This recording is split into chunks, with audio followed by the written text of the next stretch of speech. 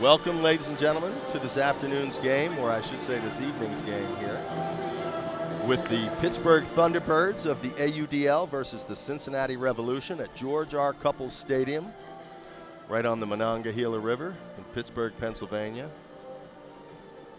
We're looking at a possibility of light showers later on. It's cool and a little overcast here. As both of the teams are warming up, we've got about 25 minutes till first pull. And this is the home opener, and in fact, the very first game at home of the Thunderbirds' existence. So we want to welcome you to this slightly historic occasion, at least where the AUDL and the Pittsburgh Thunderbirds are concerned. The Cincinnati Revolution, one of the original 8 in the AUDL, are here for their first visit of the season. And we're looking forward to an action-packed game. Bunch of Kentucky, Ohio, and Pennsylvania Ultimate players from various club teams in the region. We have some Pittsburgh players returning home from their college championship teams of 2011 and 2012.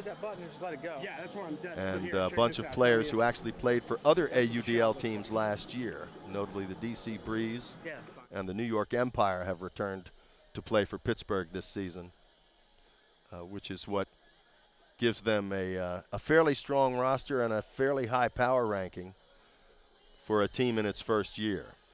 I think the only first-year team with a higher one is the Raleigh Flyers, who were 4th in the power ranking this year, despite their first year of existence.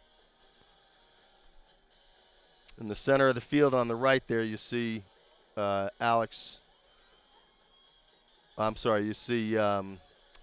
DiGirolamo and Aaron Watson and a bunch of the offensive stars for the Thunderbirds warming up. Full disclosure, I also happen to be the parent of one of the Pittsburgh players, Isaac Saul, from Pennsbury High School. And a bunch of his teammates are players that he played against in high school from the great North Hills program here in Pittsburgh. Later became teammates, most notably Alex Thorne and I believe Aaron Watson also played for the North Hills team. Coached and mentored, of course, by Henry Thorne, who will be throwing out the first pull tonight, Alex's dad.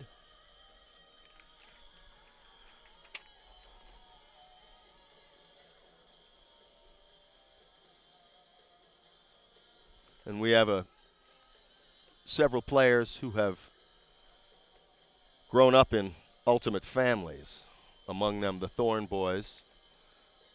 Max is not on this team, but Alex and Max both played for the second Pittsburgh championship team. Actually, I guess both of them, that's true. Max was already there. And on the Cincinnati side, you have Will Huffner, whose parents actually met while playing, a Lexington, Kentucky native. The Zach Kaler, whose dad Mike runs the Cincinnati Ultimate Players Association and plays on Age Against the Machine. Zach's sister Bethany also stars for the University of Oregon's women's team, Fugue. I want to thank you all for coming out on this bright, sunny, beautiful Pittsburgh day. I guess the Cincinnati fans brought some weather with them, huh? So I want to thank you all for coming out. I'm Bill Holman, your stadium host for 2015 Thunderbirds season. You know, it's one of those things where they probably teach us and give us more. Can't wait for the whole year. So do we hear the Thunderbirds want to know you a little bit? So we'll do a little quiz here. Who here has ever been to a football All-Star game before? Anybody? All right, that's a little there. Who here has played All-Star before? That's a lot of people. This is Tyler DiGirolamo in the foreground here. I can't have this Alex Thorne on the right. Who here is under the age of 10? Anybody? Any younger? And of course, number 8, Chris Brennenborg in the middle there. Another University of Pittsburgh player who is Take it on the other side of that. returning to the area to play for the Thunderbirds. All right, representing There's Isaac Saul, my baby boy, on the right, number 19.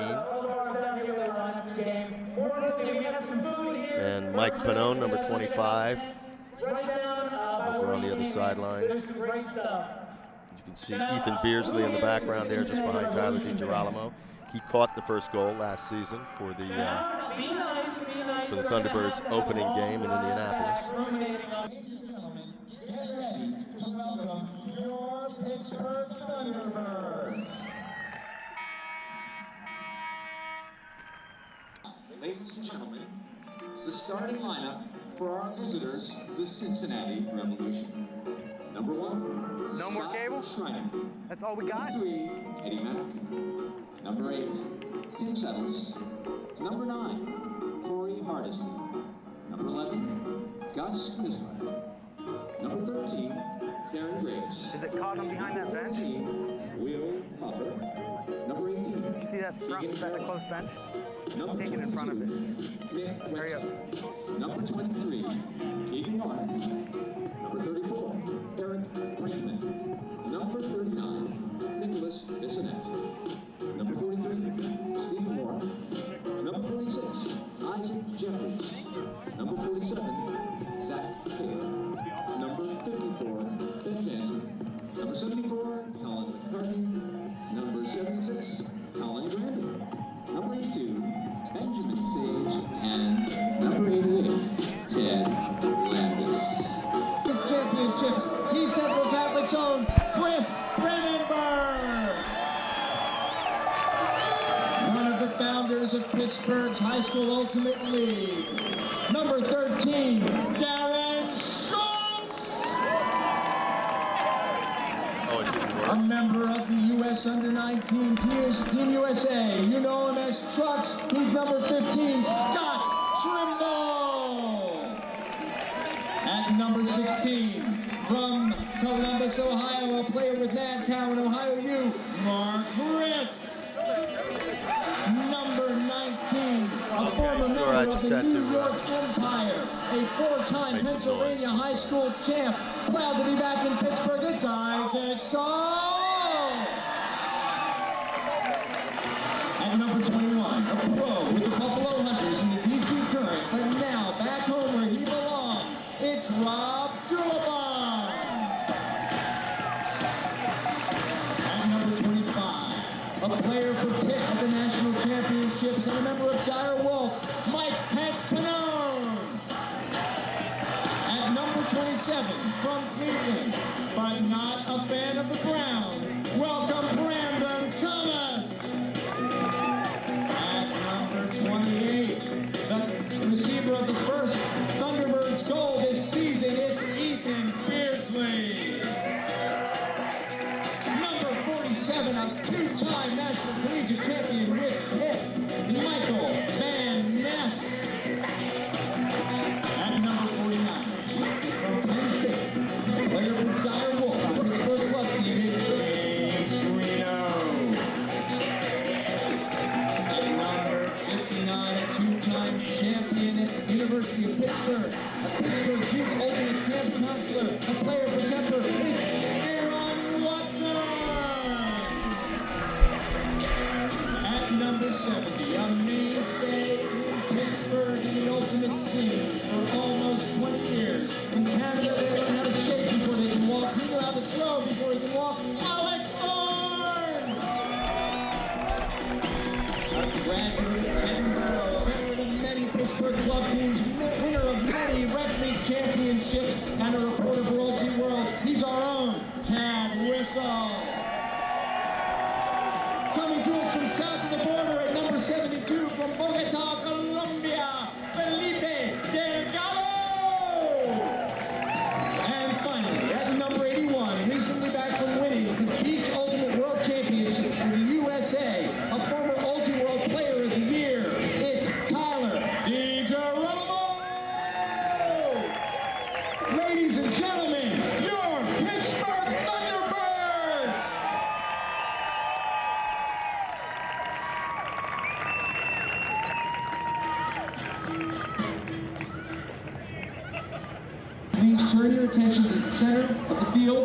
coin toss. Your captains for the 2015 season are Aaron Watson, David Becks, Robert Dulamon, and Tyler DiGirolamo. They'll be joined by the captains of the Cincinnati Revolution. All right, guys, we've all played this sport a little bit for quite a while now. We know the rules. Want a good, clean game. We got a little coin toss here to start it. It's going to switch in every quarter. It's both sides and possession. All right. Someone call for Cincy? Here's the coin toss. That's those heads. Pittsburgh? Looks like Pittsburgh won it. They're going to receive, Cincy? says Aaron Watson. Start down there. All right, good luck, guys. And Cincinnati has chosen the other end of the field to pull from. Captains shake hands. Good luck, guys. I'm sure many of these players know each other. The Thunderbirds will receive, and they will be receiving at the west end zone by the scoreboard. Ladies and gentlemen, the Thunderbirds will receive to start this quarter.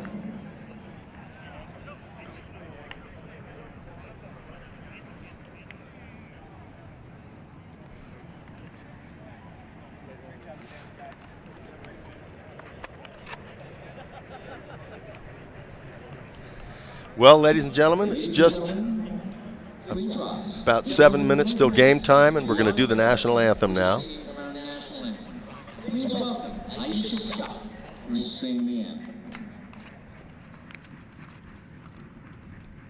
Oh, say can you see by the dawn's early light what so proudly we hailed at the twilight's last gleaming, whose broad stripes and bright stars through the perilous fight o'er the ramparts we watched were so gallantly streaming, and the rocky dread glares of Augur singing ere ye prove through the night that our flag was still there. Oh, say does that star-spangled banner yet wave o'er the land of the free and the home of the brave?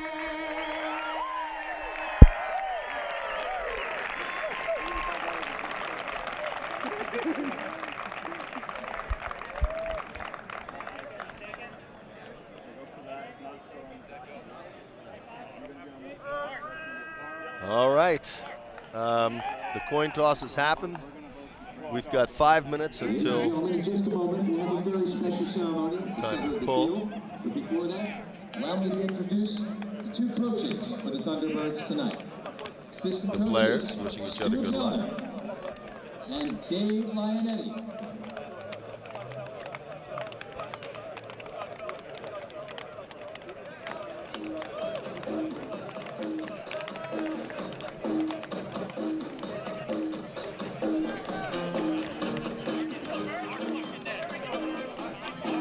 I know that this evening we are having a ceremonial first pull from Alex Thorne's father, Henry, who is backing up on the right side of your screen.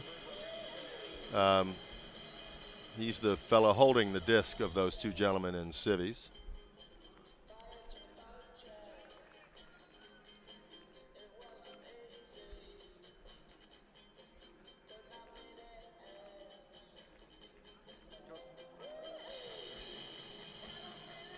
Henry and his wife Karen both played Ultimate back in the day, as we like to say, and looked like they could still play today.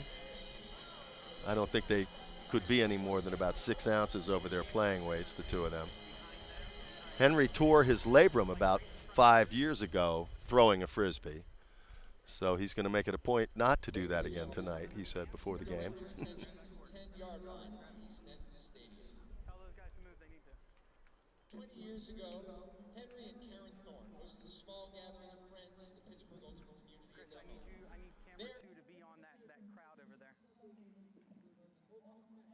or camera 3, I need you on that little crowd over there. Thunderbird crowd. Since then, in addition to being one of Pittsburgh's most successful inventors and entrepreneurs, and the father to two of the finest young men and players in Ultimate, including Thunderbird Alex Thorne, Henry has contributed tirelessly and generously to Ultimate in Pittsburgh and nationally. Tonight, our city can boast 2 national college championships, a robust recreational scene, a thriving organization, nationally competitive club teams, and of course, a world-class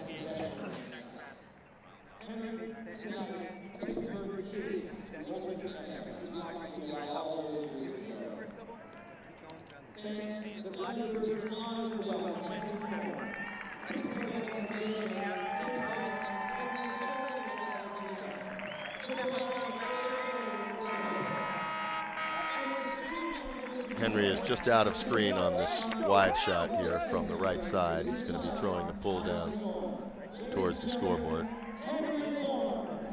There's his wife Karen in the middle left of that shot. Henry now holding the disc aloft. And he has launched it successfully.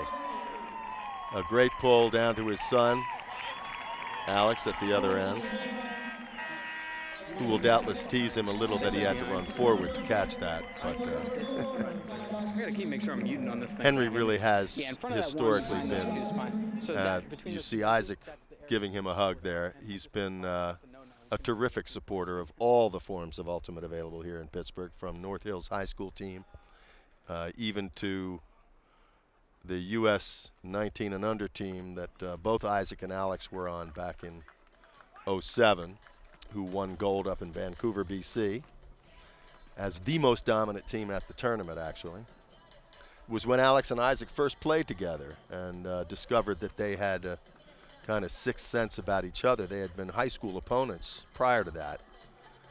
And it was an eye-opener, I think, for both of them, and something they definitely wanted to do again and got the chance to at the University of Pittsburgh some years later. So we have the starting 7 for the Revolution have taken the line, or at least taken the end zone, if not the line. 1 minute and change until the first pull. The Thunderbirds getting their last huddle in. The time between points is only 50 seconds in the AUDL. This is both to help keep the game going, keep it moving briskly, and to compel the teams to plan ahead with their starting lines. When it was first introduced, there were some skeptics as to whether it could be done, but it's starting to work out pretty well. Each team gets a 20-second warning to be ready after 10 seconds after the goal, and the pulling team is warned last. Nobody can change position on their end once they have signaled their readiness. Ladies and gentlemen, the opening call is presented by Discraft, the official disc of the AUDL. Now, get ready for the game. And it's actually a sign of very good organization that they are getting ready to pull Are we still on in one? 10 seconds. Okay, good. I'm going to move my tripod real quick. Very impressive.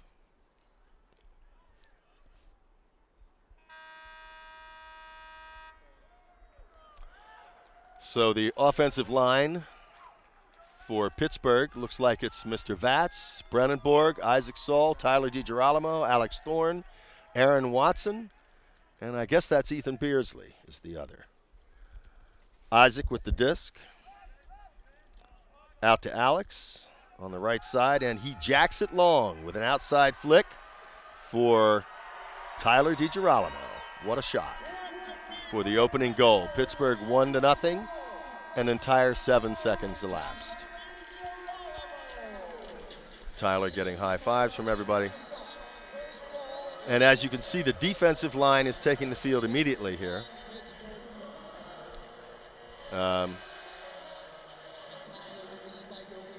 though they have the longest amount of time. Cincinnati is already on the line with their starting offense, and the referee is signaling readiness for the Pittsburgh defense to pull and get on the line.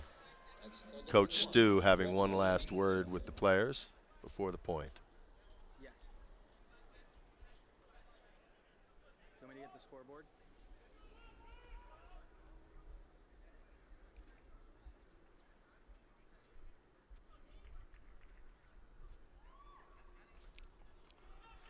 And the disc is away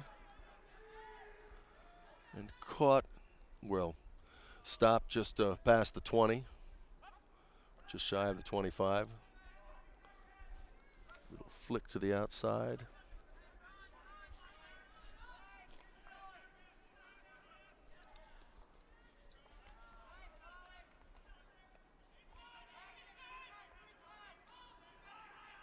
We're going to find out pretty quickly how tightly the refs call this game. And we have a stall already. So the Pittsburgh defense gets the first chance to be on O.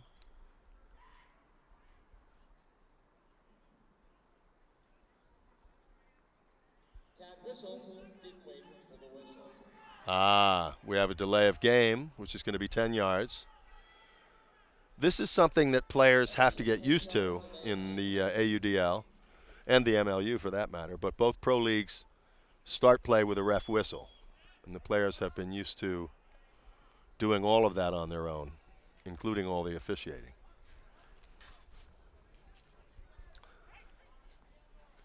Mike Pannone, one of the handlers, waiting in the backfield. And of course, that was Tad Whistle just putting it out on the sideline, getting it back now at about the 25. And here we have Mark Fedorenko shooting it out to the left, and another goal for Pittsburgh. Caught by Darren Schultz. Gets congratulations. So Pittsburgh 2-0.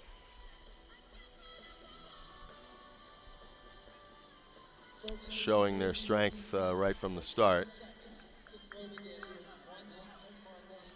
The defensive stall in Pro Ultimate is only 7 seconds.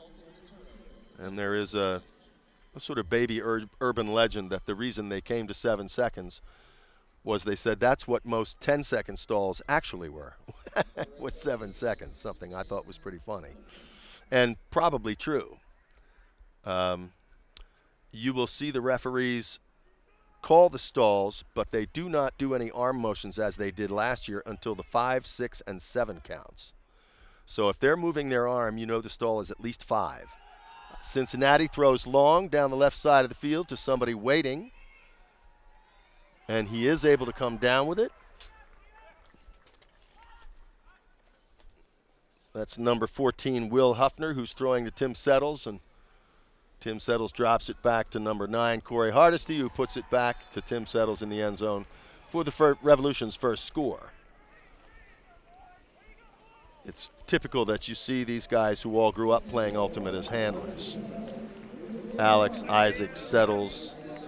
I'm sure we'll see Keegan Carroll, who also comes from an Ultimate family, in that role before long. And the O-line for Pittsburgh comes back out. Ethan Beersley, Isaac Saul, David Batts, Aaron Watson, Tyler DiGirolamo, of course, and Alex Thorne, and Chris Brennenborg. This is an offensive line any club team, I think, would be happy to have. Pittsburgh certainly is. The Cincinnati Revolution are going to have their hands full this afternoon trying to slow these guys down. The pull is away. Looks like a nice one. It's into the end zone this time. Isaac will be catching that. Right to Alex in the center position. He's looking downfield. And then goes to his swing, back to Isaac. Out to Dave Vatz. On the near sideline to me and to the camera. On the faraway sideline, back to Isaac Saul and over to Tyler DiGirolamo. Tyler is one of those players who just has a natural gift for this game. He did not start playing until college, but he can really play any position. He can handle. Alex Thorne going to Isaac Saul deep in the corner. He doesn't quite get there. Trying to keep those toes in and lay out for the disc all at the same time. It's a turnover in the Cincinnati end zone. Disc is back at the cone, or at the pylon as it were. Cincinnati ready to go on offense. Chris Brennenborg guarding the thrower. Cincinnati moving across. Darren Graves starting the action out, getting it out to Ted Landis on the far side, who shoots it back to Darren Graves. Just going to be standing around, but it's a little easier for me Back to up do is it. that Benjamin Sage. I can't see the numbers from there. Oh, 23, I'm sorry. That's Keegan North. Coming to the near sideline. Cincinnati's almost at midfield, and there they just cross it. With a pass to Eric Brinkman. And laying out is Keegan Carroll and missing the disc. And Tyler DiGirolamo is deep right away for the pull. It looks like it was from David Vatz, that's right. And Pittsburgh is up 3-1 with 8:13 left in the first quarter. And the Revolution offense is taking the field again. They've just been given the 20-second signal. This is your chance to catch a couple discs. There's some great prizes on the back of these discs. You can collect them up by our concession stand. Here we see Beardsley and Brennenborg and Thorne and Saul and DiGirolamo walking off. They don't move as well as the Vatz giving congratulations to Tyler. There'll be more later. You'll notice if we catch it on film at the just before the pulls, the refs will give a two-fisted over-the-head signal, which tells whichever team they're addressing there's 20 seconds left. One fist over the head is 10 seconds left. The Cincinnati end referee is holding his one hand up to signal that they're ready. And the pull is away by Anson Reppermund. Down to the 20. Cincinnati up to the middle. That was to Will Huffer. Back across the center of the field, back to Will Huffer.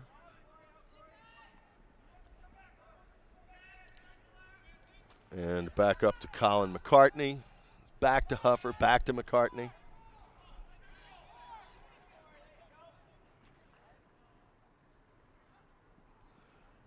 In the AUDL, there are two types of travels. Both a receiver travel, which is a 10-yard penalty, and a thrower travel, which is a turnover.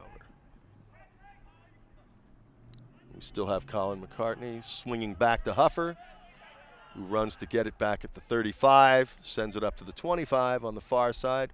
Ooh, almost D'd up in front of Isaac Jeffries, and that one is caught for another Cincinnati goal. Get back within one, 3-2.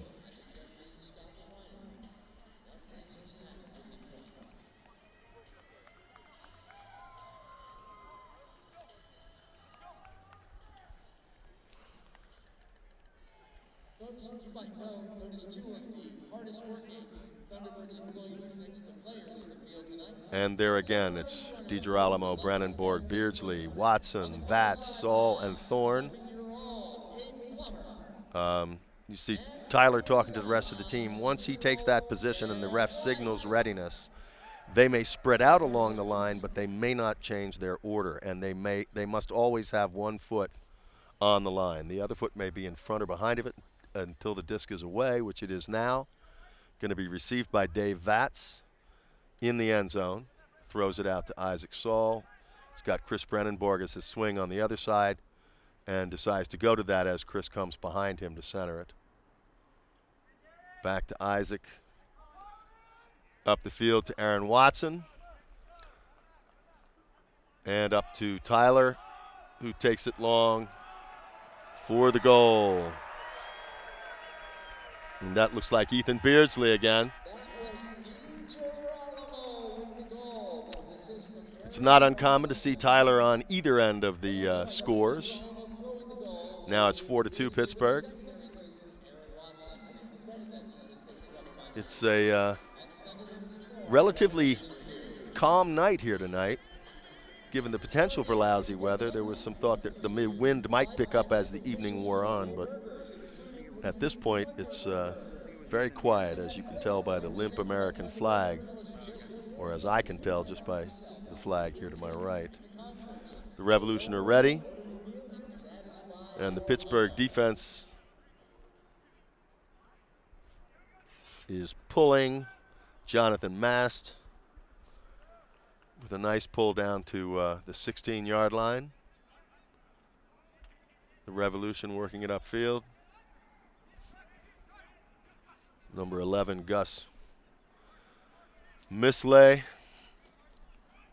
And back over to Will Huffer in the middle. Huffer jacks it long, and he's going to outrun. He's going to outthrow his receiver, Mr. Jeffries, Isaac Jeffries over there. It's another turnover in the Pittsburgh end zone, though. So it's as good as a punt, as we like to say. We have to bring it up to the goal line. And that's Mike Van Ness, otherwise known as Mick. Very important player on the Pittsburgh championship teams. And the Pittsburgh D has a goal. Thrown to Mark Fedorenko from Brandon Thomas. 5-2 Pittsburgh.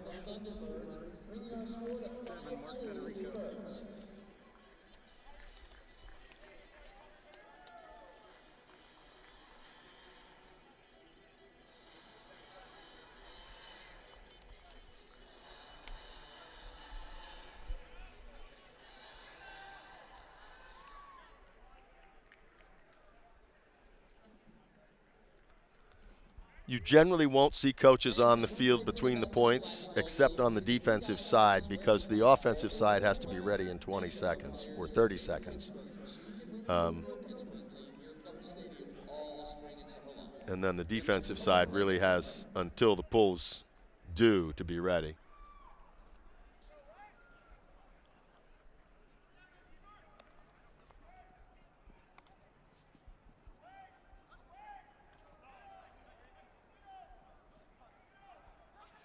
Oh, the Revolution threw behind the player, and Pittsburgh just intercepts it. We have Rob Dulabon with the disc right now over to the sideline.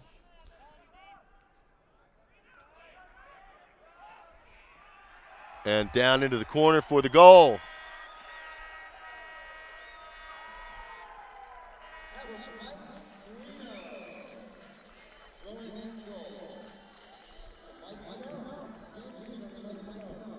Mike Bonone caught it, and that was James Greeno apparently throwing it.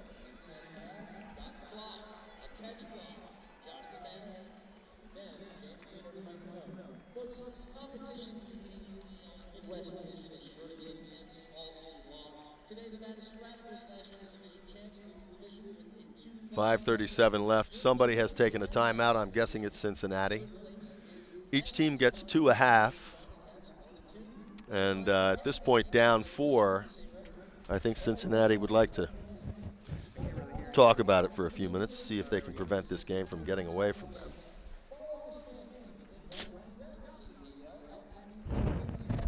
And of course, I had to say something about the wind, so it'll pick up now.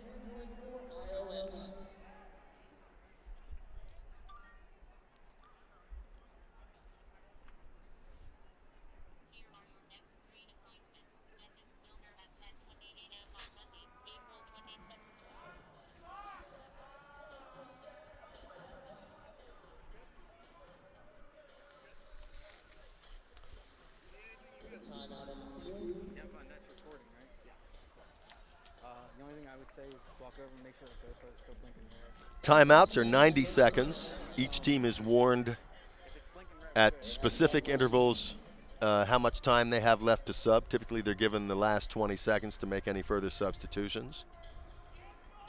I think that timeout was just a collection of your thoughts for Cincinnati and a refocusing. They're going back on offense with a chance to get within 3. But they cannot afford to make too many of that kind of mistake against this team, or they will lose by a lot tonight.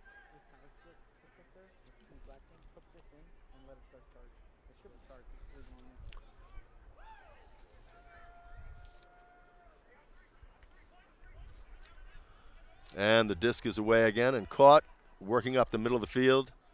Very nearly picked off.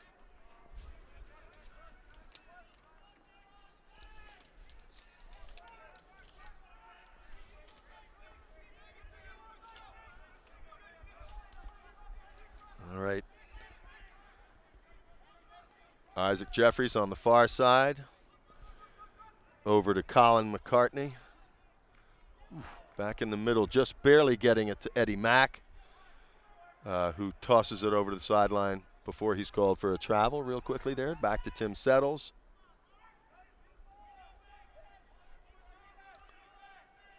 And back to Isaac Jeffries.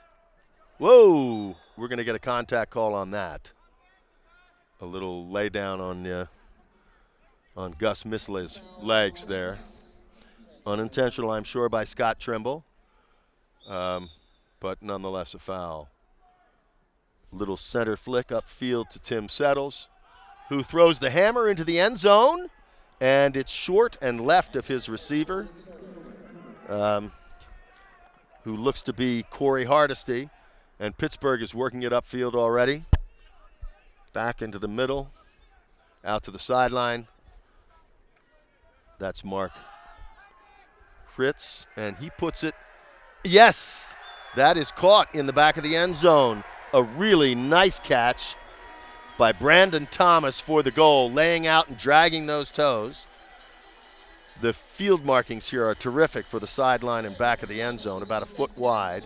And now that they've widened the field to be the same dimensions as a football field, it makes it a lot easier not having to put your own lines down. They get to use the most prominent ones on the field.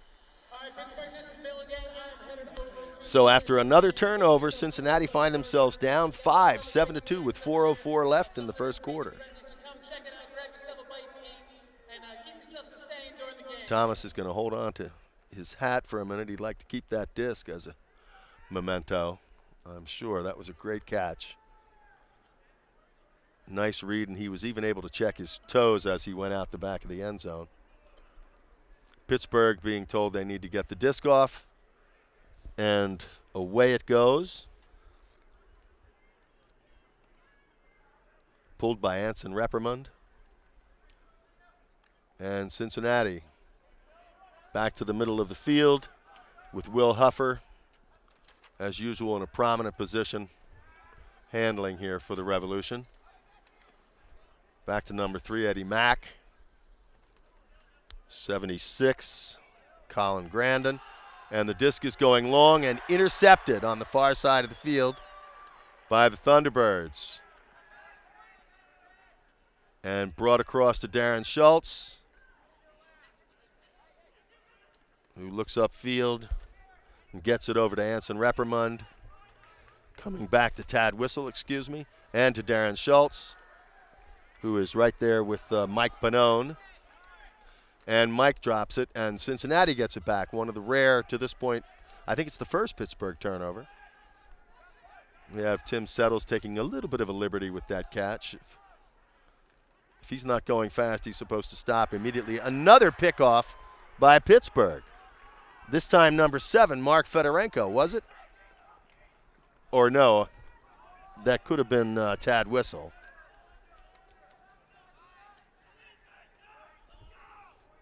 Or Jonathan Mast, I'm not sure who it was. Jonathan Mast out to Tad Whistle, lays out to catch that one. And a little flick up the corner over there to Anson Reppermund, who is looking deep. And he has Darren Schultz, who misses it, just stretches.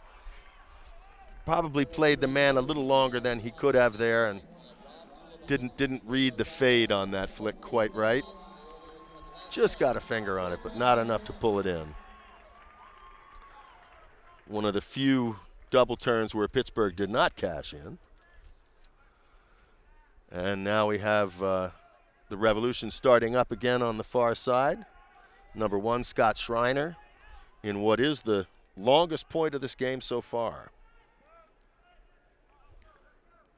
Eddie Mack working it back behind him, and another D by Pittsburgh. And the goal. Gets the bookends. He makes the D and catches the goal, does Rob Dulabon. Gets some congratulations there from Tad Whistle and Darren Schultz, the rest of the defensive starters. And the offensive line comes out to cheer them on. And now with 1:44 left in the first quarter, it appears the Cincinnati Revolution are going to need to find a solution. Not only to this Pittsburgh offense, but for their own against the Pittsburgh defense, which has only allowed them 2 goals to this point. So we have Isaac Jeffries, Eric Brinkman, Zach Kaler,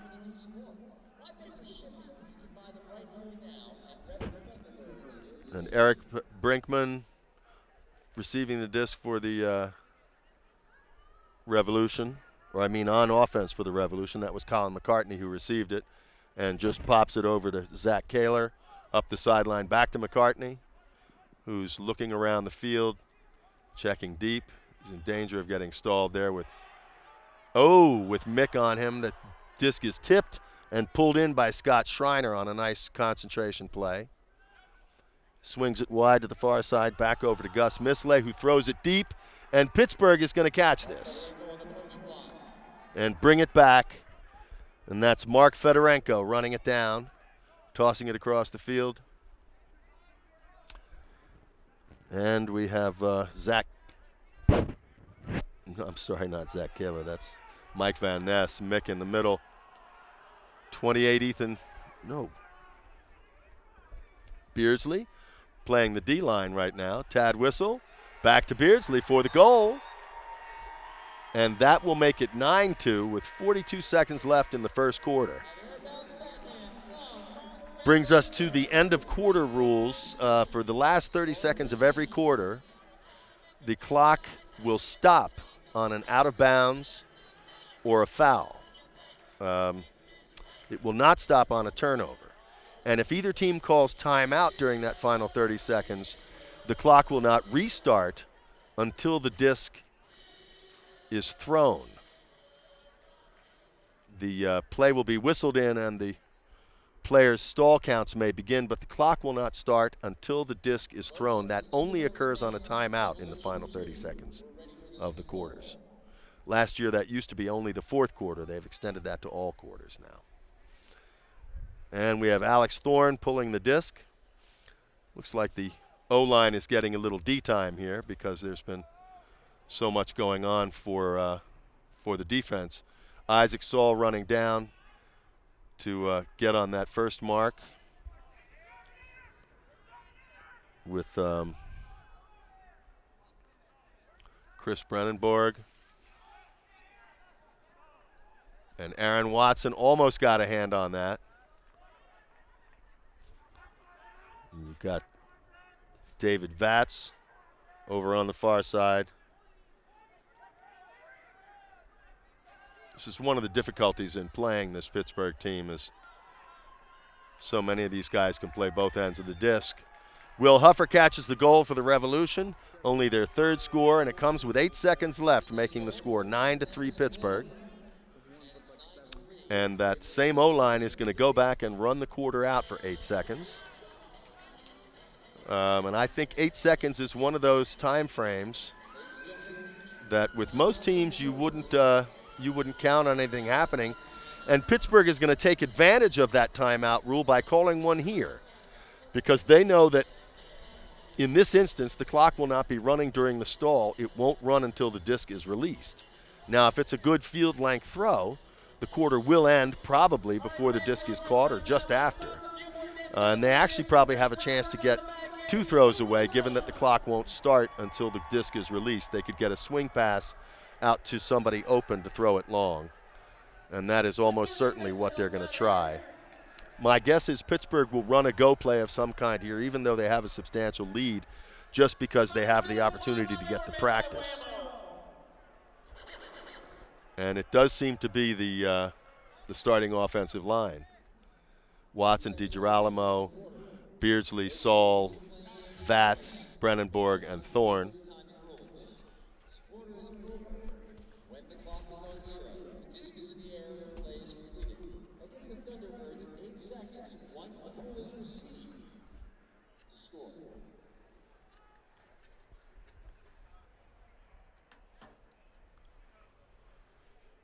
So our announcer probably doesn't know that slight change in the rules. The clock should not start until the disc is released on the first throw by the Thunderbirds, Also, are you getting the audio from the ref?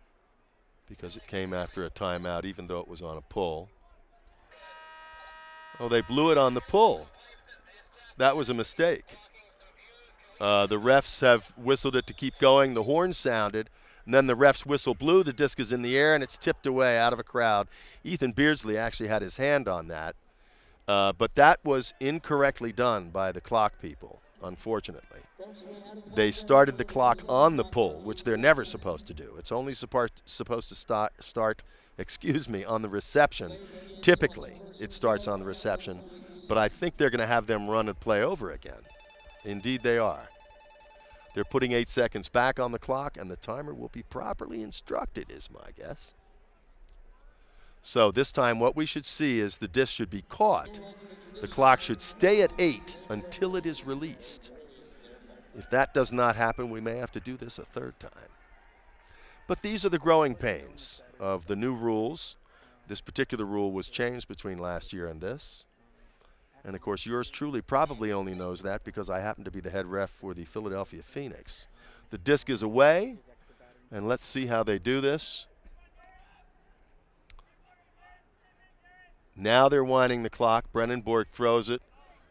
Isaac Saul throws it out to Alex, who barely comes down with it and jacks it with 1 second left, but it's going to go out of bounds or very close. It's Beardsley. Beardsley with the catch. The Birdman scores once again for the Thunderbirds. That, my friends, is how you get a goal in the last 8 seconds of the quarter. College teammates who pretty much know what they're doing. Was that Tyler who jacked it? It might have been. I thought it was Alex Thorne out there. It looked like Alex who threw it and Ethan Beardsley who roped it in. I'm sure we'll see the replay on that in just a moment. Nicely done by the Thunderbirds.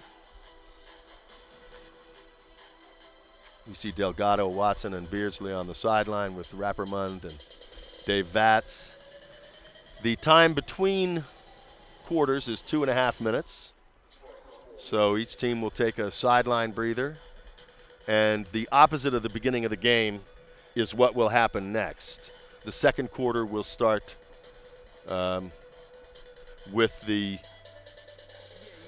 opposite team receiving as received in the first, and they will alternate until and unless they have to go to overtime. And now we'd like to give you a couple words from some of our sponsors here for the Pittsburgh Thunderbird. Peak Performance and Dr. Alexandra George. Oh, I'm sorry. I'm being told by the magical voice in my ear that we're going to video commercials and we're going to do our promos for our sponsors later. So we'll be back with you in just a few minutes here at George R. Cupples Stadium in Pittsburgh, Pennsylvania for the second quarter of the Thunderbirds versus the Revolution. And the disc is up. Pittsburgh pulling to Cincinnati this time. And Revolution swinging it wide up at the 40, their own 40. Scott Schreiner. Back to Schreiner. Up the sideline a little bit, just inside Pittsburgh territory to Tim Settles, who finds Isaac Jeffries, guarded by Darren Schultz. The disc is up with a backhand across the field, and it's number 9, Corey Hardesty, catching the goal for the Revolution. Well, they're starting the second quarter off a lot better than they did the first. Getting back to within 10-4. Still a fairly dominant league by the Thunderbirds.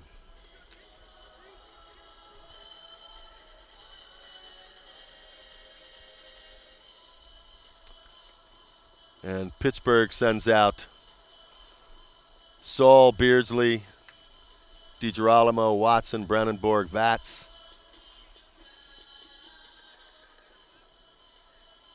And without seeing, it is Alex Thorne, yep. With 11:25 left in the second quarter till halftime. 10-4. One timeout remaining for each team. They get 2.5. And that's a nice pull. Isaac Saul will get it at the goal line. Across to Alex Thorne. Brennenborg in the middle, but it goes up to DiGirolamo, who drops it off to Aaron Watson. Immediately back to DiGirolamo.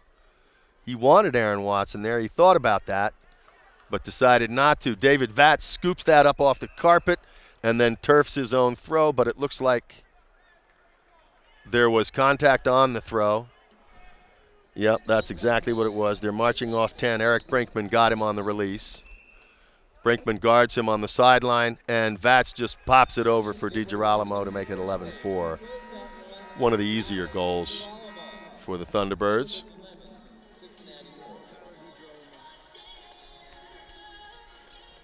Making it look easy so far.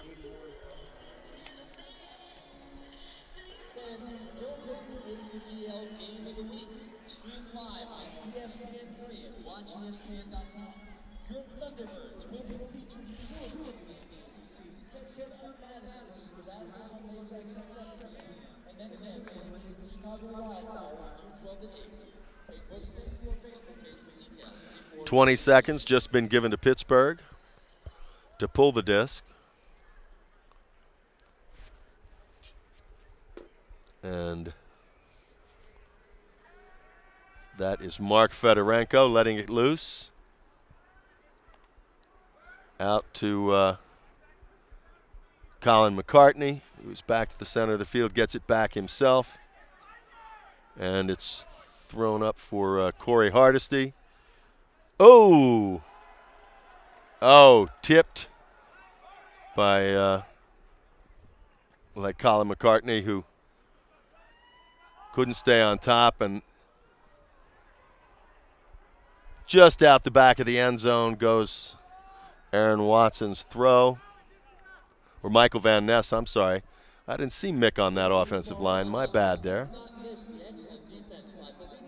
Mick just put a little too much on that flick. Putting that big wingspan on the thrower for Cincinnati, who is Scott Schreiner. There's a stall. You can thank Michael Van Ness for that. He throws it away and then gets it back with the pterodactyl mark there, the wide wing mark, Mick Van Ness. And that's going to be Fedorenko holding the disc, shooting it across the field to Darren Schultz, it looks like. And it's coming back. Mark Fedorenko. And Fedorenko jacks it back to the same place. And this time it's caught by Mark Ritz for another Thunderbird goal. I think that brings it to 12-4. Yes, it does. 9:17 left in the half. And very quickly turning into a rout. The firepower on this Pittsburgh team is pretty good. And they seem to be playing well this evening.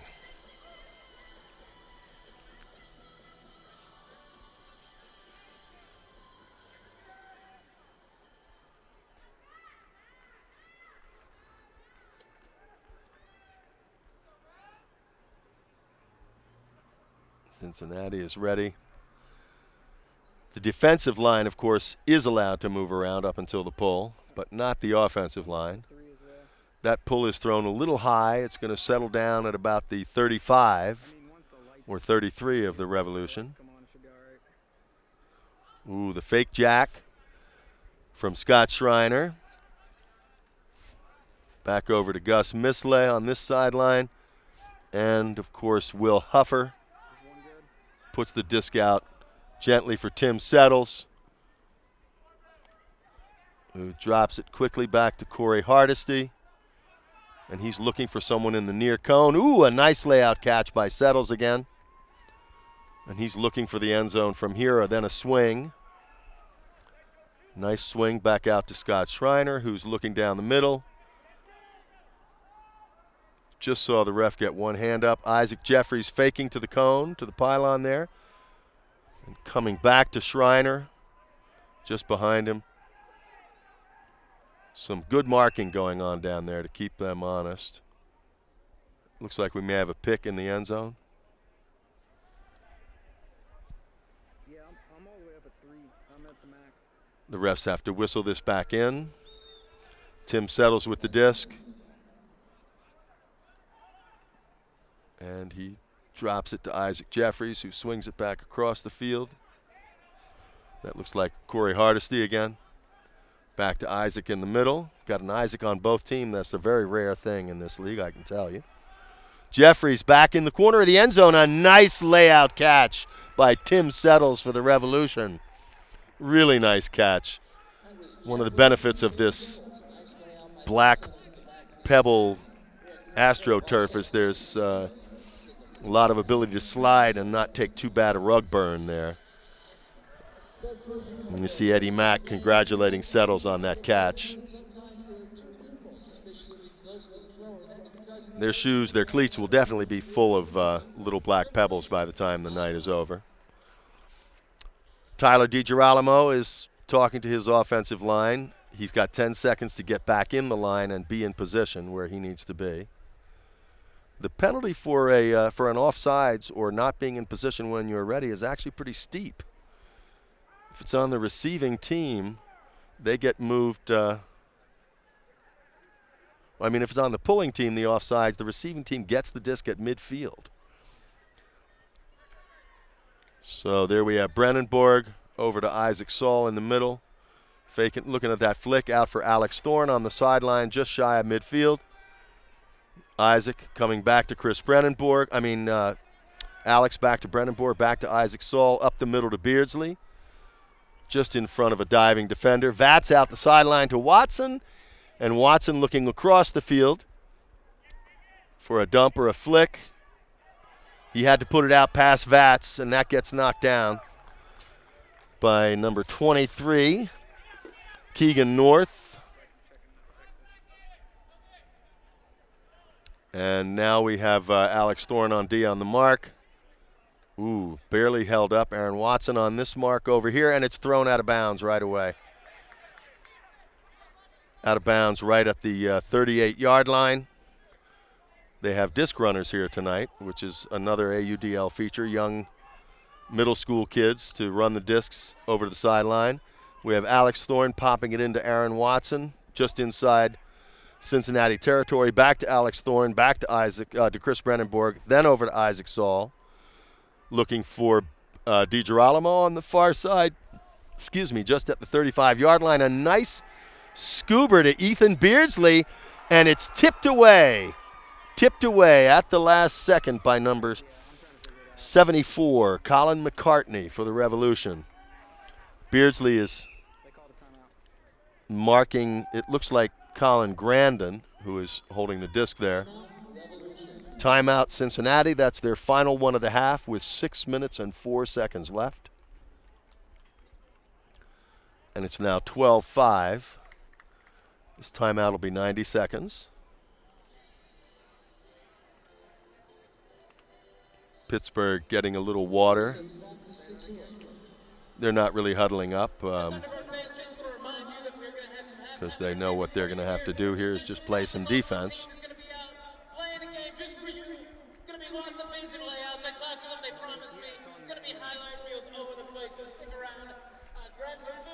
Enjoy the halftime show. Yeah, I have it on manual, and the only thing I have it on manual. Cincinnati's second timeout. That's it for the half. Folks, up here in the broadcast booth with me is DJ Doug and Fresh. All the tunes you hear and sound effects, DJ stylings come from Doug, so let's give it up for him. Doug and Fresh.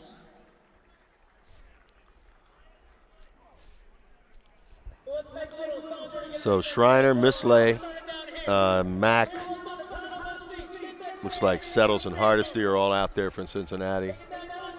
88 Ted Landis. let the Revolution hear us. Isaac Jeffries. Cincinnati starting on the goal line with a very loopy flick, just barely caught, with Beardsley trying to get that from this side. Mislay holding the disc for just a second. There's a call downfield.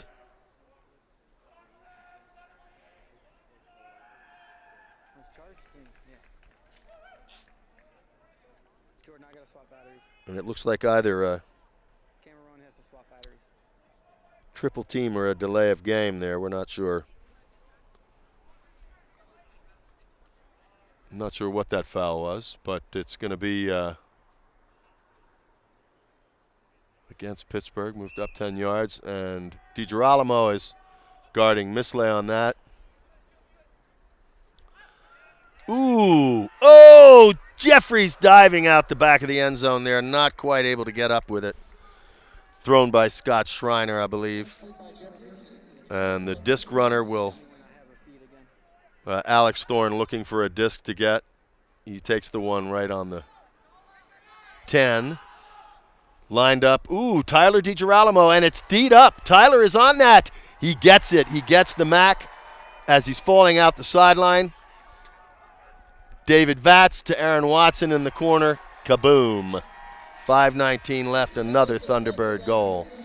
Great focus by Tyler DiGirolamo to stay with that and catch it. Looked like left-handed as he went down to the ground. One of the difficulties with a nice defensive play where the disc gets maxed straight up into the air is that it is still live, just as in football. And a fairly relaxed and happy Pittsburgh team here, with every reason to be.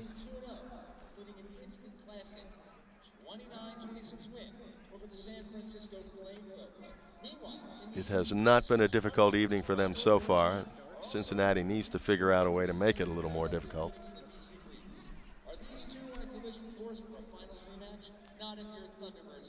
Here's a pull just inside the 20. And Huffer throwing over the middle to Hardesty. Out to McCartney. Looks like he's getting back to Eddie Mack in the middle there. Ooh. And a big huck.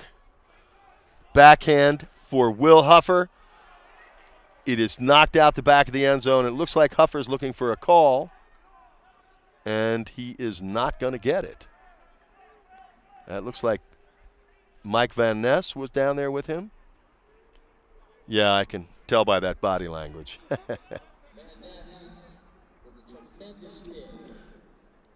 Still have very fond memories of Michael Van Ness's rundown goals in 2011 and 12 for the championship teams. Oh, D'd up.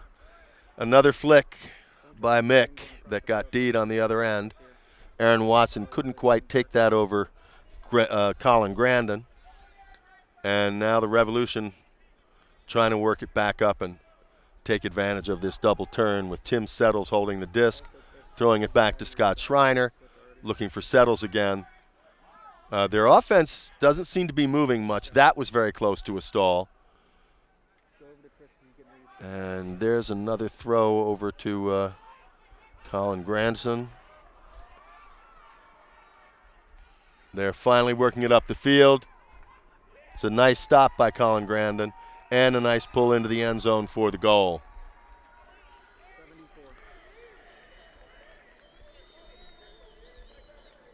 And that was one of the better working goals for Cincinnati.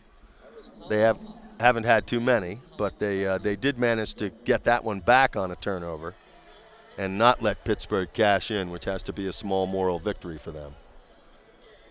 Now 13-6, and our starting O-line is back for Pittsburgh. Mr. Watson joining them after playing D on that point. With, again, Isaac Saul. Looks like Ethan Beardsley, Tyler DiGirolamo, Chris Brandenborg, Alex Thorne.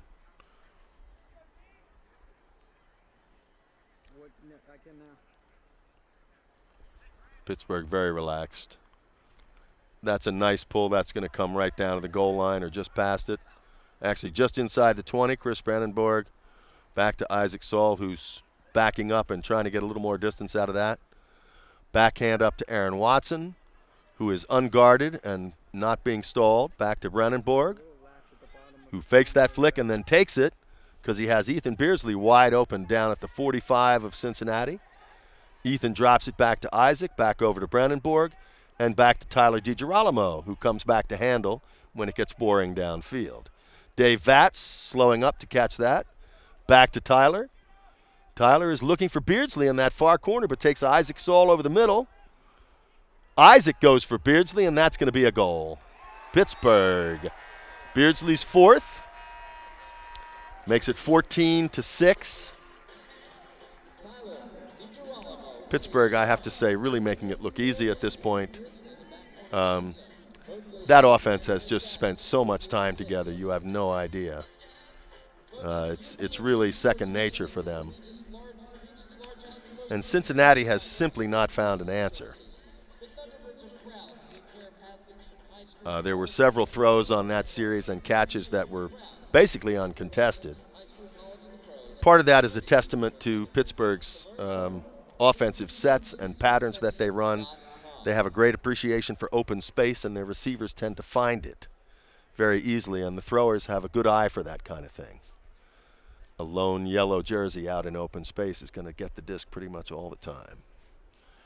And there's a very nice pull by Anson Reprimand again.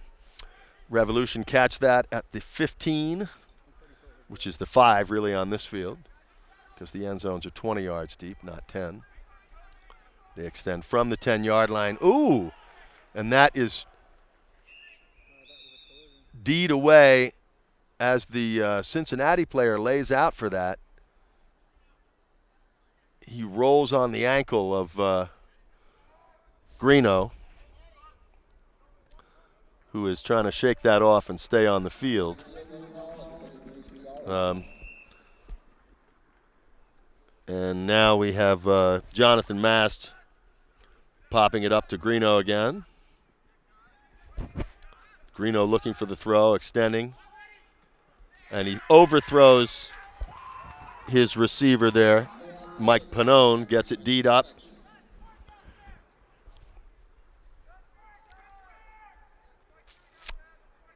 And now we have Cincinnati starting at the near pylon with Schreiner. Back into the end zone.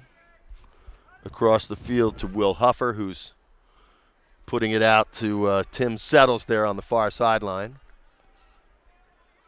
Settles looking for something, getting near the stall. Finally gets rid of it. Cincinnati is not having an easy time on offense tonight. The marks are good, and they've got some real length to do it. And that hits the turf before it reaches its receiver. It's another Cincinnati turnover. Pittsburgh in Cincinnati territory, up to the 35. Looking down the sideline.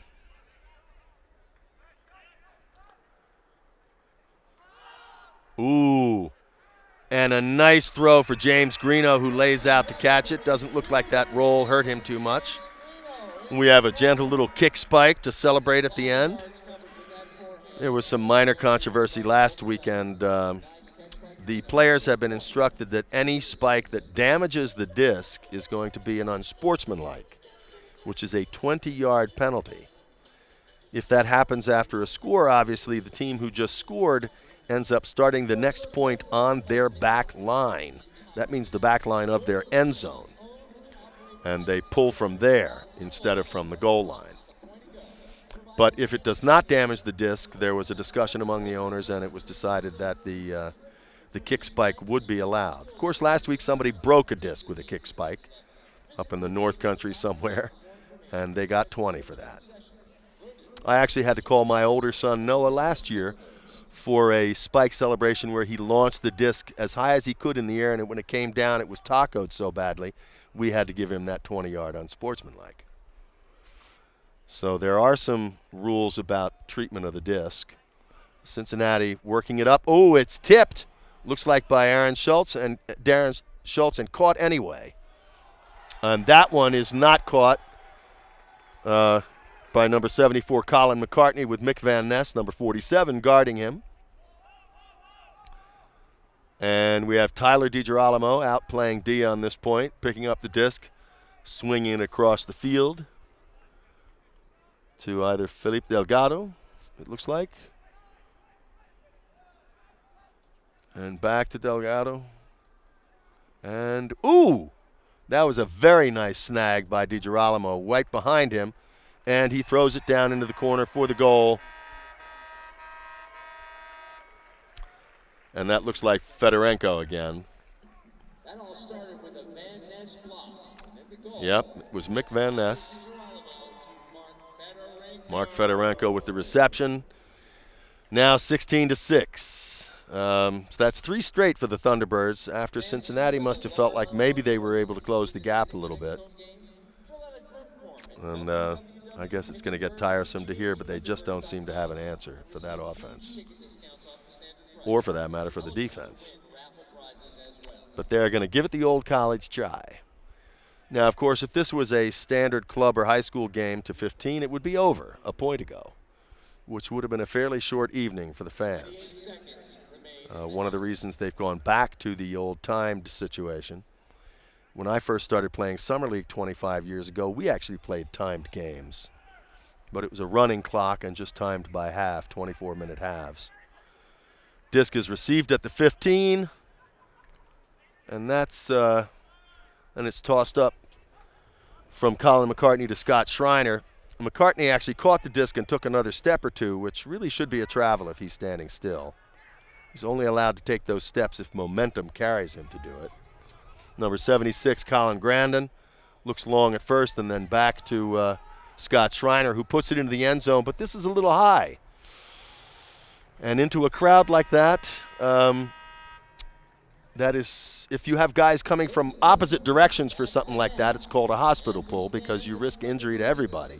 In that instance, fortunately for everybody, they were all moving pretty much in the same direction, and it was just put over everyone. So there weren't any bad collisions. But it's another turnover for the Revolution.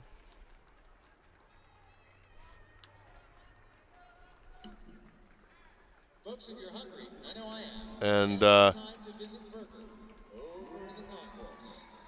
See what for your Thunderbirds after it looks like that's the end of the half, which I just missed on the clock. I'm sorry.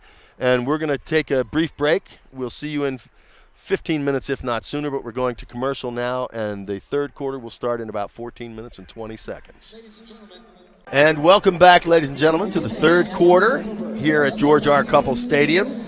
The lights are on. The cool has descended. We just got through watching a little halftime entertainment of a couple of high school teams scrimmaging, both undefeated here in the Pittsburgh area. And Cincinnati is doing something I'm sure they would rather not do, which is pull to the Pittsburgh Thunderbirds. And that pull is trailing over to the far sideline a little bit, landing at the 30 and tapped by Alex Thorne. Back to the middle to Isaac Saul. Nice shot to Aaron Watson. And a looping flick out to Dave Vatz in the left corner. Oh, the defender jumps early. Still fouls Vatz a little bit, who catches it and falls. No harm. Handshake, they're blowing the whistle. It's a goal. No problem. The game has been very collegial, we have to say, so far. There's really been no disputes, no histrionics, nobody groaning about calls or anything like that. Remarkably few calls, to be honest, traveling or fouls or otherwise.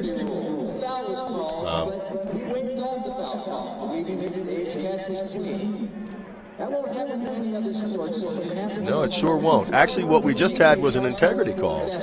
The ref thought that perhaps Vatz pushed off, or, there was a little contact prior to the first jump when the defender jumped early. But the defender gave the no thanks sign, basically telling no, it was a clean play. And even in professional ultimate, with referees, players are allowed to call fouls on themselves or overturn fouls that have been called in their favor when they don't believe there was a foul against them, which we just saw an example of. No other sport has this. certainly not at the pro level. And, of course, Ultimate remains self-officiated everywhere else with observers to help if the players can't reconcile the call. Cincinnati, I was going to say moving it up briskly when Corey Hardesty threw to Tim Settles, and very uncharacteristically, Settles dropped it. And there's a nice pull. Going deep is Tad Whistle. It's tipped and not caught, and Cincinnati brings it up to the line and starts immediately. They really need to generate some offense if they want to have a prayer of making this game close. Isaac Jeffries speeds up to get in front of that. Being marked over there by Rob Dulaban. Back to the middle. And that is Gus Mislake receiving that. Back up on the near sideline to Tim Settles again. Back to the far sideline, layout catch there. Very nice catch by Eddie Mack, who pops it down. Is that Brinkman? It is. To Scott Schreiner, and a nice catch over a leaping defender from Pittsburgh. Scott Schreiner brings it in.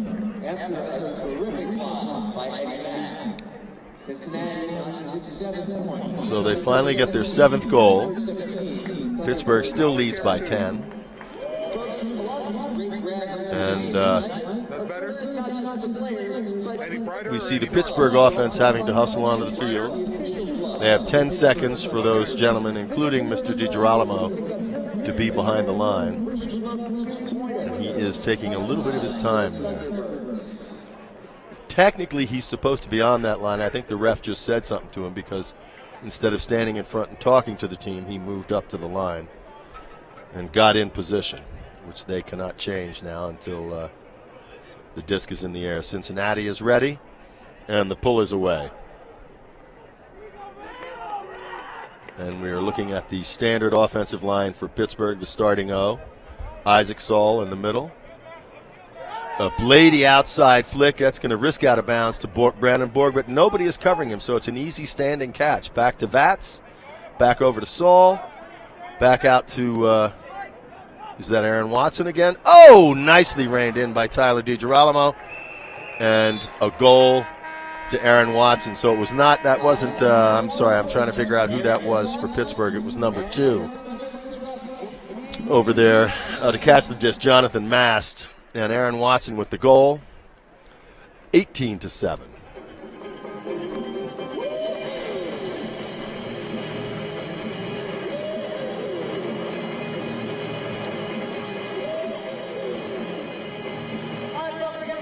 And so we have Pittsburgh D coming out. Looks like Alex Thorne is playing D this point with Mick and Mark Fedorenko, Darren Schultz, and Pittsburgh has pulled it. Greeno hustling down there.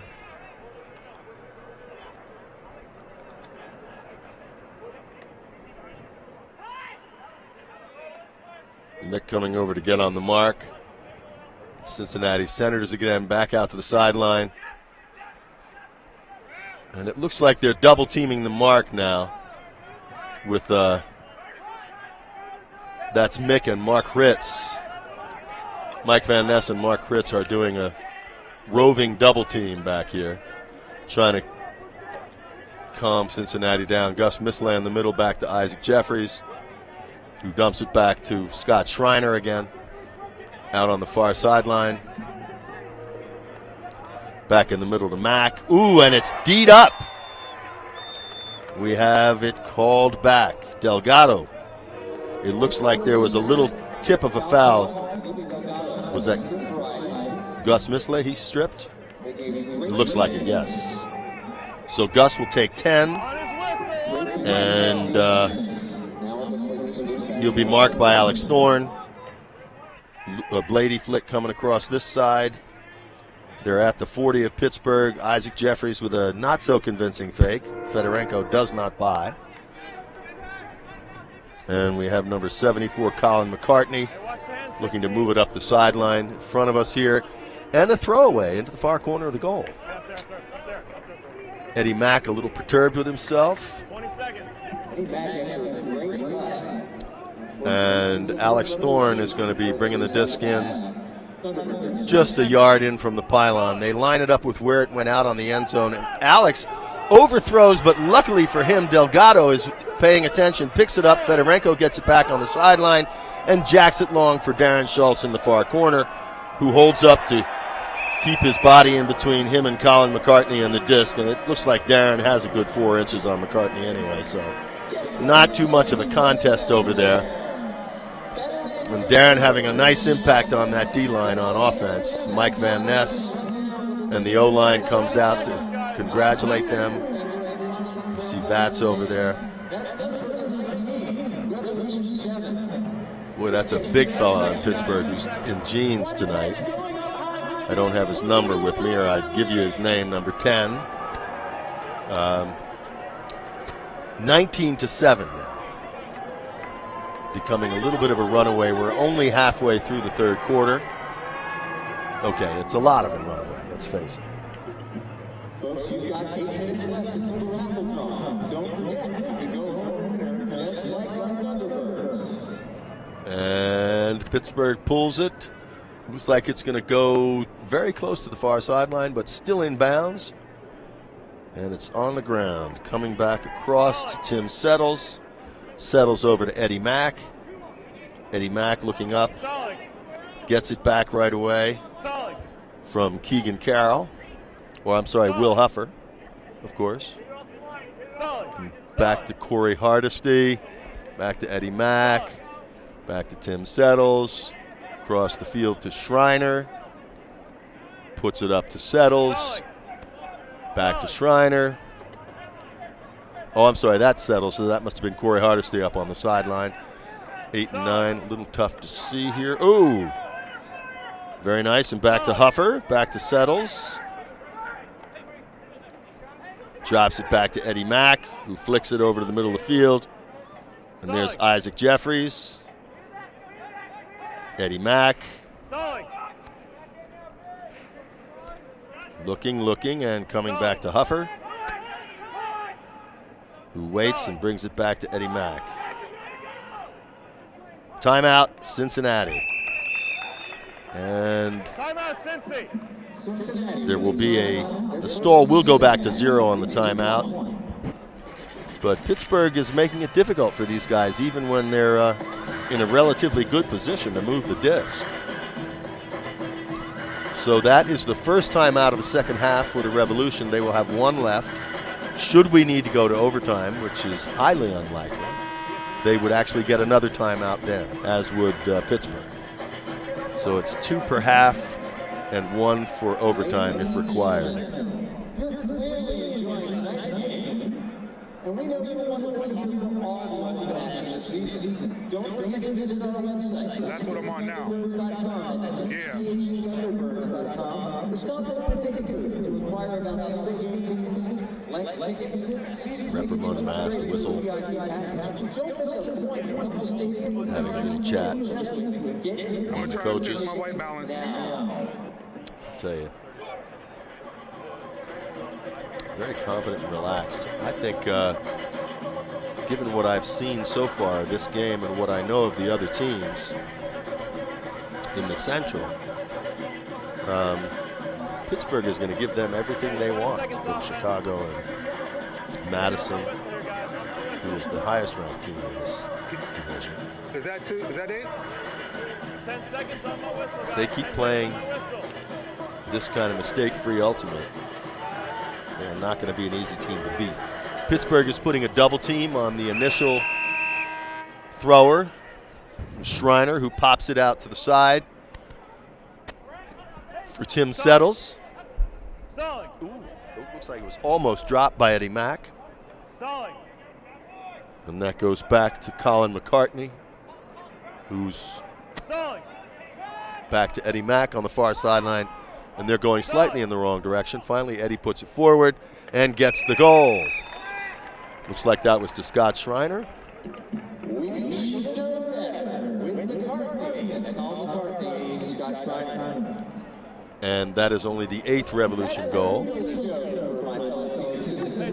But they got one. 6:26 left in the third. And we see Scott Schreiner coming off to the sideline, talking to Ramey Euclid. Oh, I'm sorry, that's not Ramey. That's the coach, Cincinnati. And it looks like we have, again, pretty much the starting O-line for Pittsburgh.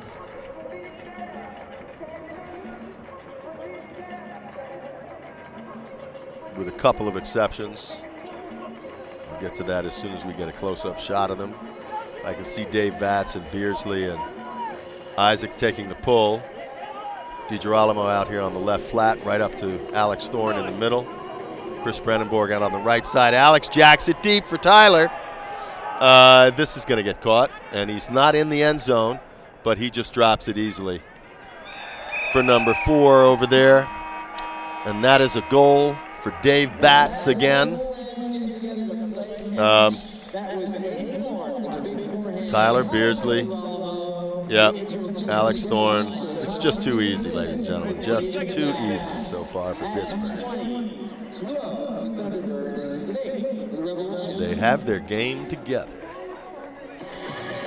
Out comes this Pittsburgh D to see if they can create another offensive opportunity for themselves. Looks like Vatz is staying out this time.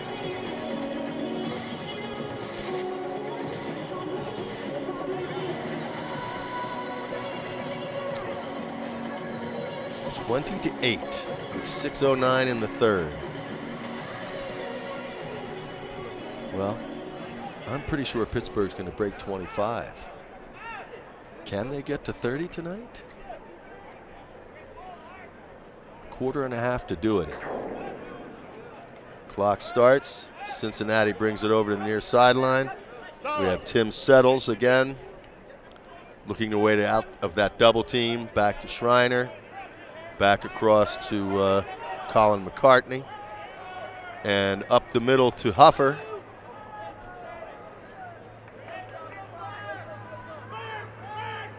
Yeah, just trying to find a way. Ted Landis back to Schreiner. Colin McCartney. Over to Landis again. Back to Huffer. Huffer with a big hammer turns into a scuba. Ooh! And that is caught over Darren Schultz. First time today. I think he's been beaten. Looked like Colin McCartney got that. Settles with the disc, looking for an opportunity in the end zone. He sees a backhand to Huffer, who's waiting at the goal line, and throws it to Tim Landis for the Cincinnati goal. Ted Landis, my mistake there. Sorry about that. The mustache on the Revolution. And that was actually a fairly workmanlike goal by Cincinnati, too. Beat a couple of double teams to do that. And close to half the score again, 20-9. And again, we have the starting O-line: Watson, DiGirolamo, Saul, Thorne, Vatz, Beardsley, and Brennenborg.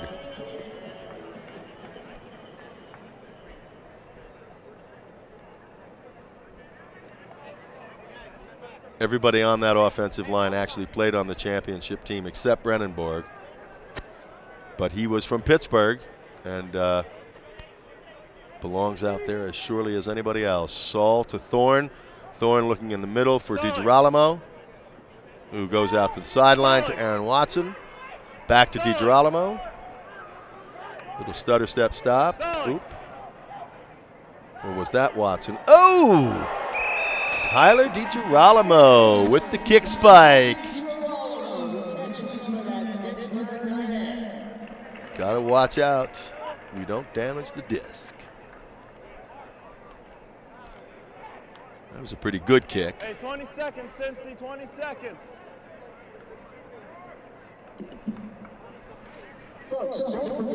Those are those plays that always brought joy to the Pittsburgh fans' hearts. Back in the days of the college championship just a few years ago. Somebody launching it a little higher than all the other players for Tyler DiGirolamo. As close as you get to a guaranteed goal around here.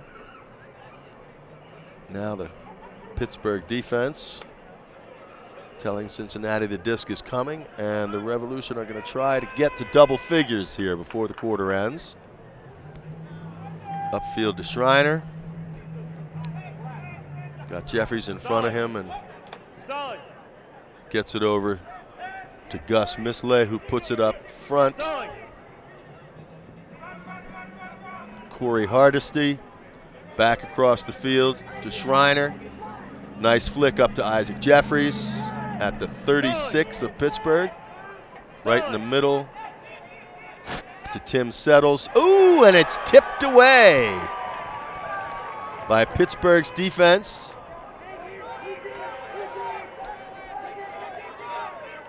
Trying to see who did that. And we have a lone receiver back here momentarily. I think that's who got the D there. Number 15, Scott Trimble. Ooh. Oh, a Blady flick, beautifully thrown. Beautifully thrown. It was Reprimand over to Rob Dulabon. Nice Blady flick that came down after crossing over the D right where it needed to be. And instead of Cincinnati getting into double figures, we have Pittsburgh going to 22.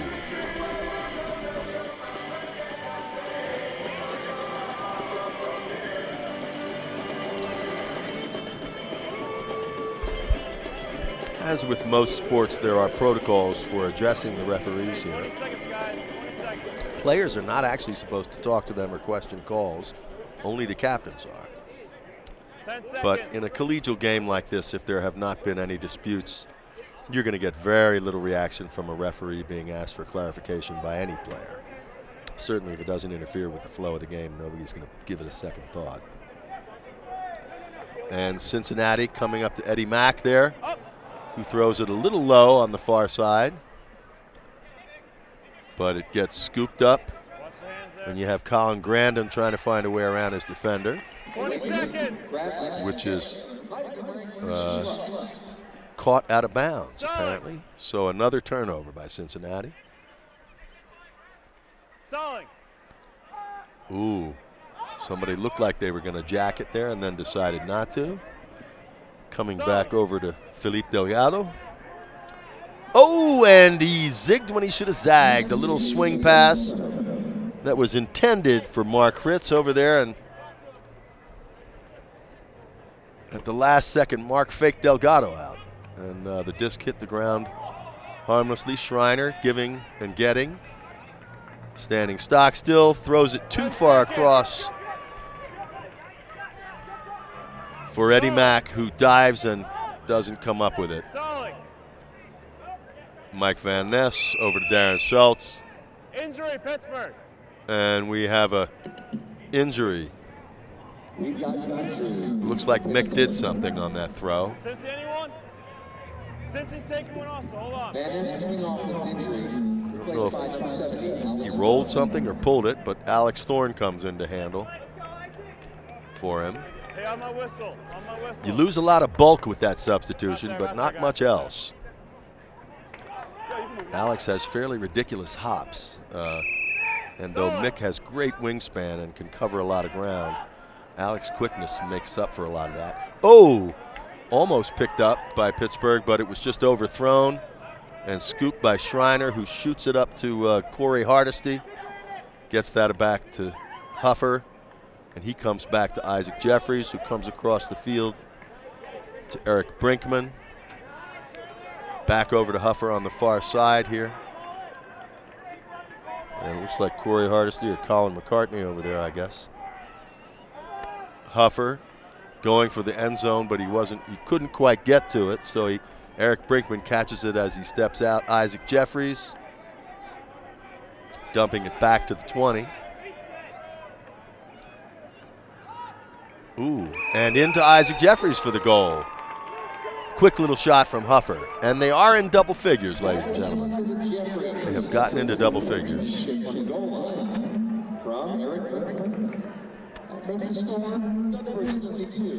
Cincinnati Revolution 10. All right, Thunderbird fans, 2 quick reminders. First is that our next game is going to be on, I should have looked this up ahead of time. Who knows what our next game is? It's going to be on May 9th at Founders Field in Cheswick, where for those of you who are of age, there will be no beverages available for purchase. Big cheers for the announcement that the next home game will have adult beverages. That'll be May 9th at the other field that Pittsburgh uses. They're using this one for most of their games, and it's a great choice. What a beautiful skyline from here, the downtown area. And Cincinnati pulls it to the far sideline. It's funny, things that might have been out of bounds on a 40-yard wide field are not here. Isaac Saul to Aaron Watson. Aaron Watson up to DiGirolamo on the sideline just inside the 30. He is hit on the release, which is not called. And if that was not out of DiGirolamo's hand, that's actually a strip, which it looked like it was, but you don't see too many of them called. And now this Pittsburgh O-line has to play D. Isaac trying to keep up with Eric Brinkman on the far side there. In the middle, you have a little give and go. Aaron Watson is on the mark. Brinkman with Saul covering him. Back over to the middle to Keegan North. Up front a little bit to the near sideline. A nice fake. He's being double teamed, and there is a stall. It is a stall. That time the double team worked. Isaac Saul being double teamed now. And then we have contact, somebody straddling the pivot foot. When that happens, the offense can move into him and we'll get the foul call. The disc is in. Saul over to Thorne. Thorne fakes to Brandenburg, looks up the field a little bit, past Watson to Vats. Vats with a nice little outside flick. Just scooped up there. Hey, watch the hands. Alex Thorne looking for another throw. Back to Isaac in the middle. Nice easy flick to DiGirolamo on the near side here. Back to Chris Brandenburg. Back to Isaac Saul. And the mark. Oh, a nice hard flick. Holy cats. Is that Beardsley? Who was that? Made that catch. That was a nice grab over the top of the defender. It was Beardsley, yes. What a great catch by Ethan the Birdman Beardsley, who then pops the goal into Vats. Pittsburgh 23-10.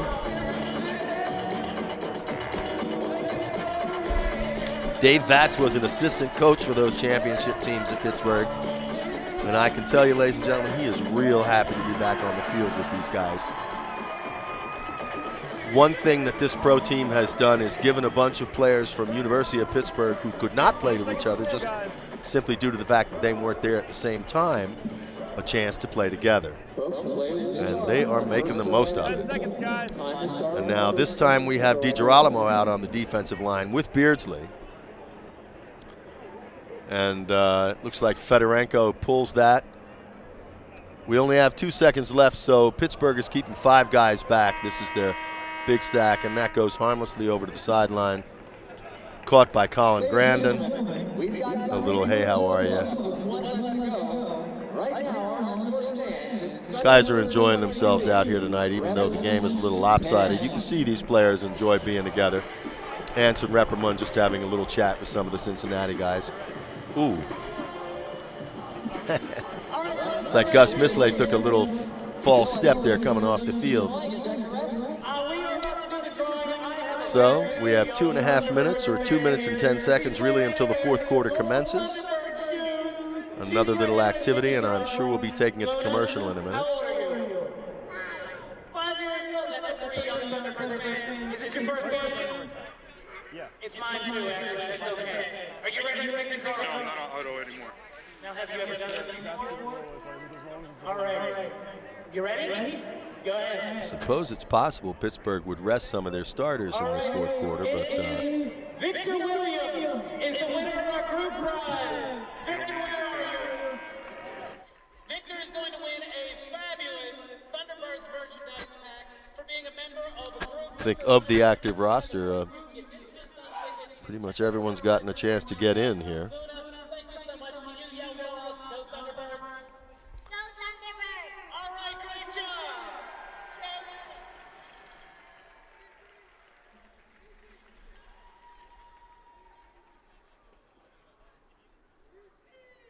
Folks, from the Thunderbird Center, for Cincinnati taking the field already. Wizards, Tony and Steven, here are the leaders so far for the Thunderbirds. Leading with 4 goals, it's tied Ethan Beardsley and Tyler DiGirolamo. Tyler stays on the stat sheet, leader in assists with 4. And it's the proprietor of Road Training, Rob Tulaba. If you want 2 blocks like he has, go and get trained by Rob. Dulabon with 2 Ds here. They were just talking that Tyler DiGirolamo has 4 goals and 4 assists. Tied with Beardsley for 4 goals, but the assist leader so far. A testament to his ability to get up and down the field very quickly. And of his well-roundedness as a player. Can I get the disc? And Trevor, get me a disc. Oh, never mind. Pittsburgh scooping the disc up from the 22 so they can get ready to pull here. And it looks like Repperman is going to pull it.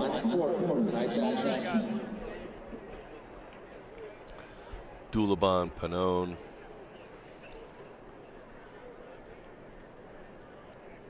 Reprimand.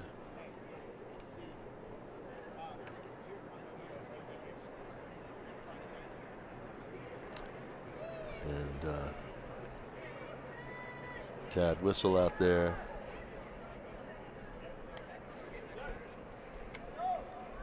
And the Revolution begin to bring it up the field. Over on the far side.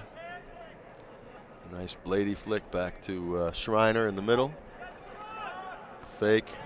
And he brings that up to Tim Settles. Takes it back to Will Huffer.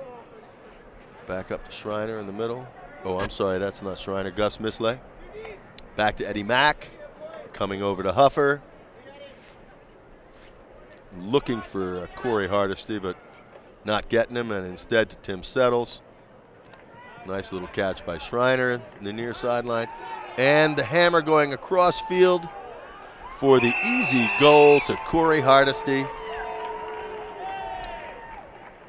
And Cincinnati makes it 11.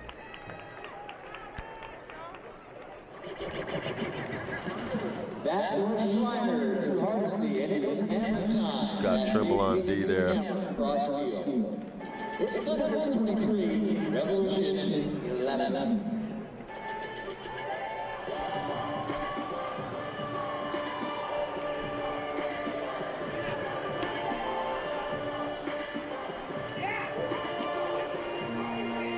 Pittsburgh has that starting O-line out again. Thorne, DiGirolamo, Watson, Vats, Saul, Beardsley, and Brennenborg. And the pull is away. Vats taking it at the 22, back to Isaac in the middle. And there is a call. Stop it now. Don't know what that was. On his whistle. Apparently nothing. A bird or something on the field.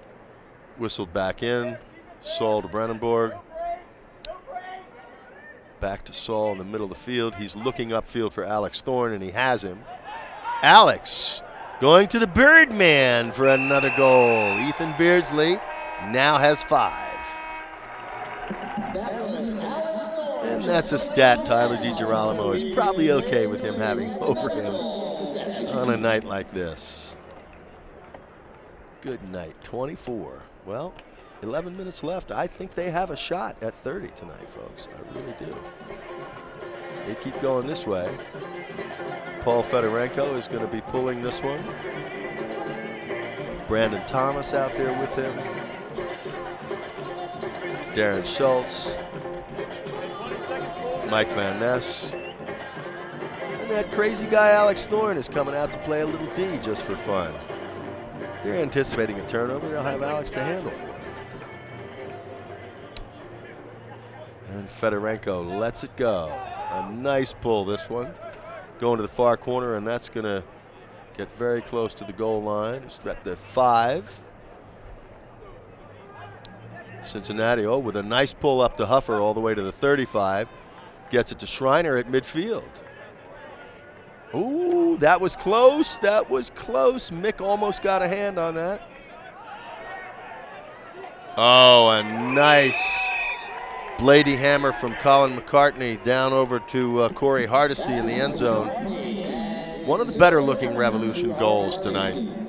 First one I think that's taken them under 30 seconds to get.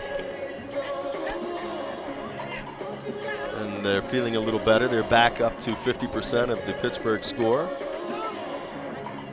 Mick looks like he's still hurting a little as he walks off the field. And Pittsburgh looking like they have no interest in letting up. Hey, 20 seconds, guys. Once again has basically the starting O out there. I think there may be 1 or 2 changes this time. 10 seconds, guys. Oh, another nice pull.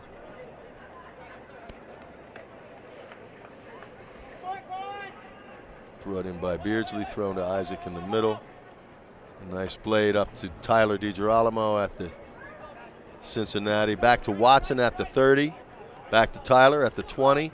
And a real easy shot to the Birdman for number 6.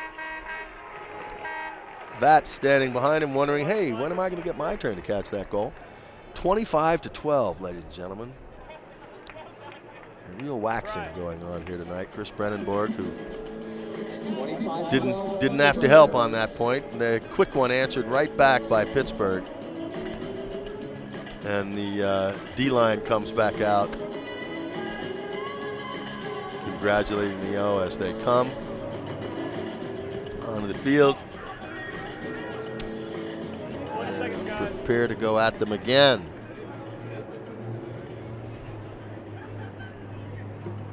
Tad whistle counting and realizing they need another player, and so they're going to have Tyler come out and play D for him once.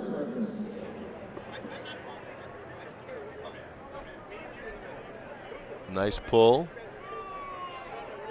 but it's going to go out of bounds for a brick, which means it will be centered on the field at the 30-yard line, 20 yards up from the goal line, which is the 10.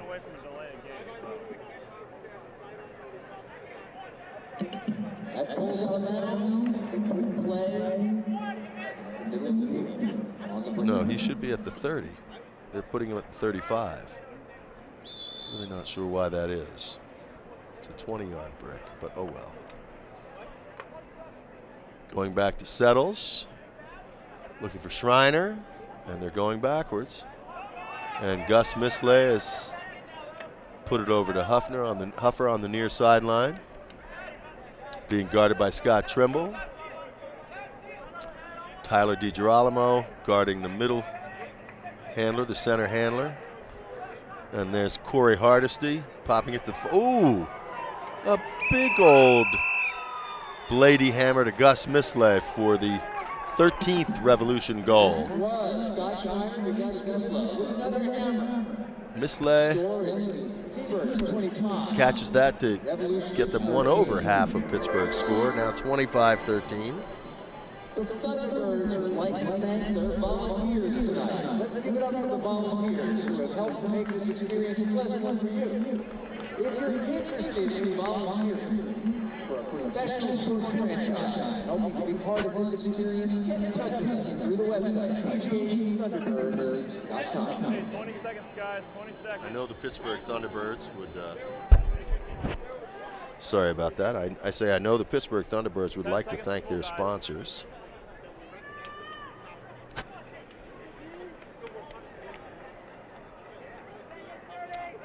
Which we'll get to after this point. Pittsburgh receiving on the far side. Isaac Saul at the 25. Over to Dave Vatz on the far side. Back, or no, I'm sorry, that was Brandenburg, I guess. Tyler DiGirolamo signaled up on the reception by the back ref. Big flick on the outside for Aaron Watson. Dumps it to Tyler in the middle-ish. Tyler with a nice flick in the corner for an easy goal for number 2, Jonathan Mast. Running out with the O-line, gets congratulated by Ethan Beardsley on his way back to the bench. And Dave Vatz, Paul Fedorenko, as he comes back out on the field, will do the pull this time. Brandon Thomas, Darren Schultz, James Greeno, Mike Van Ness.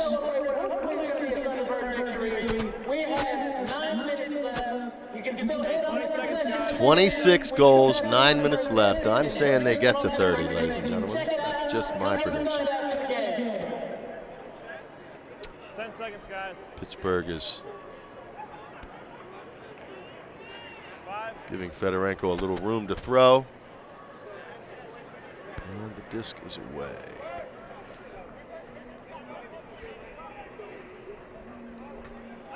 Felipe Delgado out there again on D, and we have Ted Landis shooting it over to Gus Misle, back to Eddie Mack, coming over to the sideline.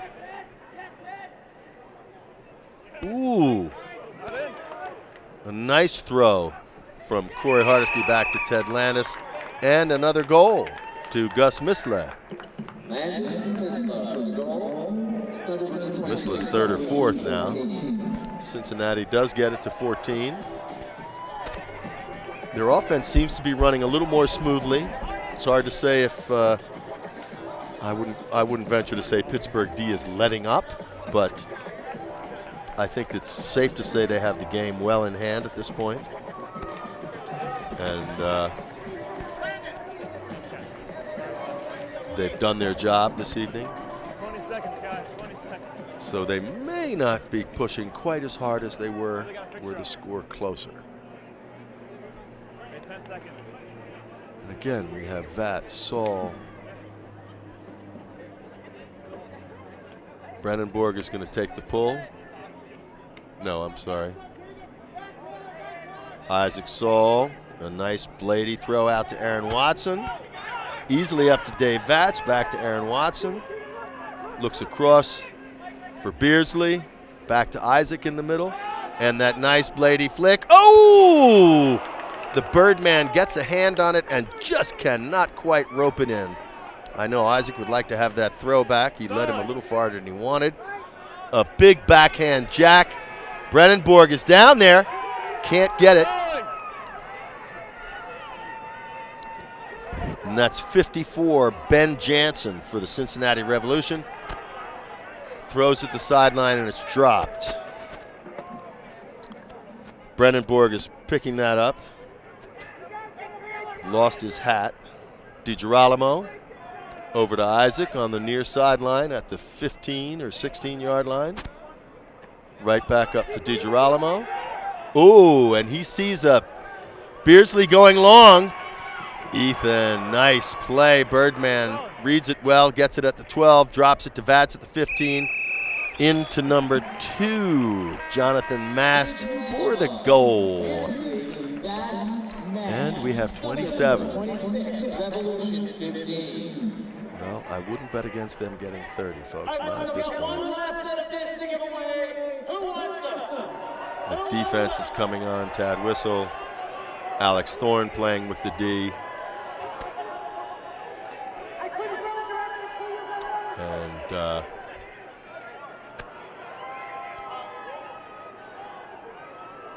Hey, 20 seconds, guys. 20 seconds. He's going to pull this one. Looks like number 6, Anson Reppermund, is taking the honors. Rob Dulabon on the line, too. That's a nice pull. Going to flatten out and come down right near the goal line at the 15-yard line. Huffer up to Colin McCartney, back to Huffer.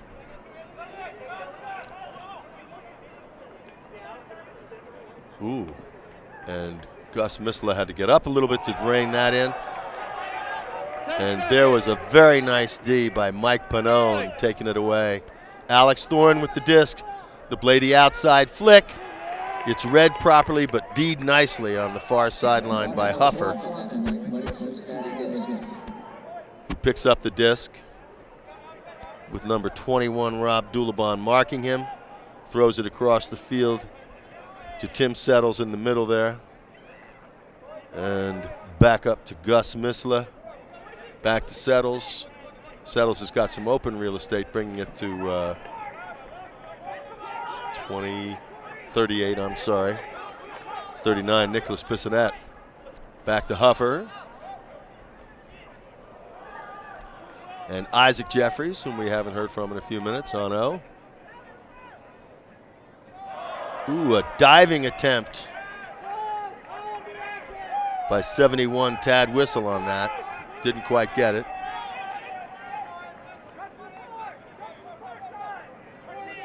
And the Revolution working it on the far sideline with Corey Hardesty and Tim Settles.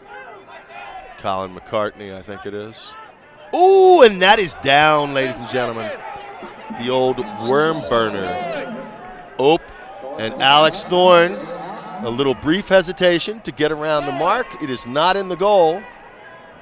Tad Whistle on the far sideline, and he will drop it in for number 49 to pull in the goal, James Greeno. Nice handshake with his opponent. As I say, a really collegial spirit out here. Ultimate emphasizes sportsmanship and spirit of the game. And yes, you can even see it here in the pros, ladies and gentlemen. That ethos of Ultimate, people helping each other up. And as I say, I don't think there's been a testy word spoken all night by anybody out here. 10 seconds, guys. Which is really a hallmark of our sport and very nice to see.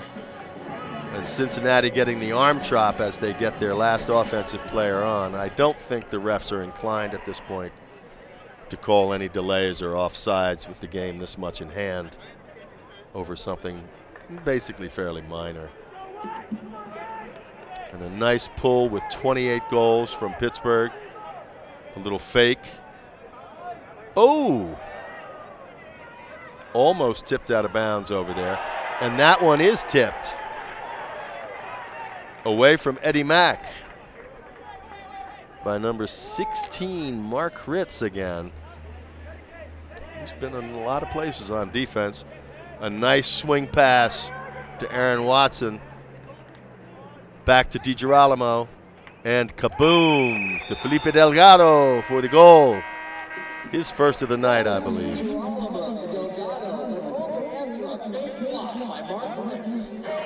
Mark Ritz is the one who knocked it down. I think he's had 2 or 3 Ds tonight as well. Felipe is pretty happy to get a little taste of that offensive glory. Defense has really come through tonight. And now we see them starting to give a bunch of their defensive players some rest too, and bringing a couple more of the O guys out here. Alex Thorne again playing defense with Tad Whistle. And 10 seconds. 5. James Greeno out there.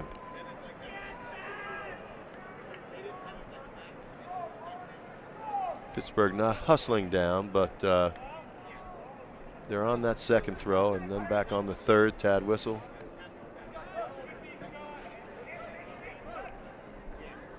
Settles in the middle. Eddie Mack in the middle. Looking for Schreiner, dropping it back. Pittsburgh has them going in the wrong direction. A nice hammer over the middle to the far sideline. Ooh, and that is jacked way deep. And just mishandled by Gus Misla, it looks like. He should have caught that because the other 2 guys were a lot shorter, and he had a good read on that disc coming from behind. And that's how he feels about it too, I can tell you. Stalling. Alex Thorne handling back from the apex for this Pittsburgh now offense. Nice throw across the middle.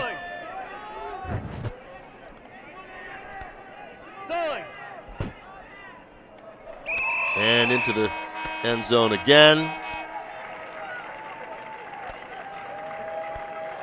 Reprimand getting into Trimble. And we are at 30, ladies and gentlemen, with 4 minutes left. 30-14, 4:22 remaining in the game. Pittsburgh still has both their timeouts. Cincinnati has none. And it's starting to get a little chilly here tonight, though there is very little wind, thankfully.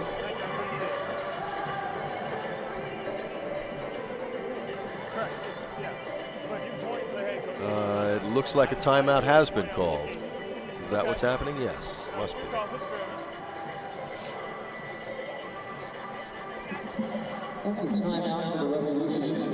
That is their second timeout. So they are done with the timeouts.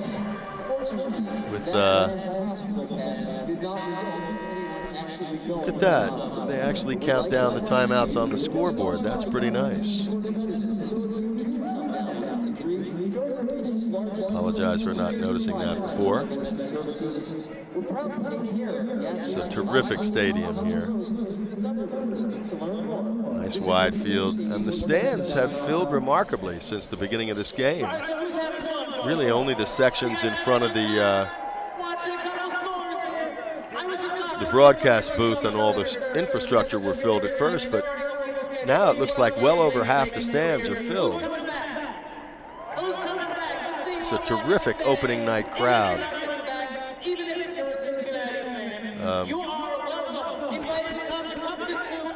Easily 250 people here. As you take a look, I can see Isaac's mom and her friend in the crowd across the field. Karen Thorne back in there too. It's just packed. Look at this stadium, ladies and gentlemen. Get on down here and watch some Pittsburgh Ultimate. And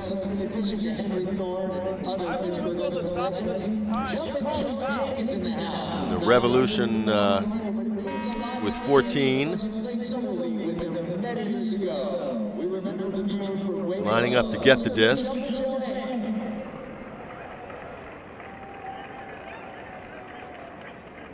They would love to get within 10 of this team, but I don't think it's going to happen tonight.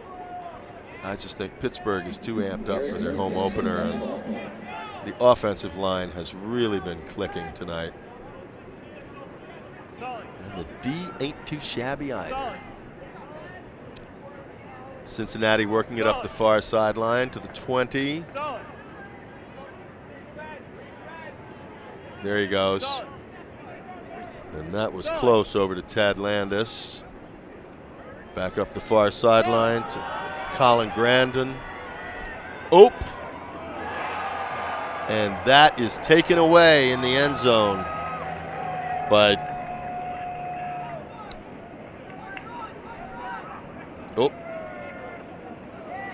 Pittsburgh throws it away immediately.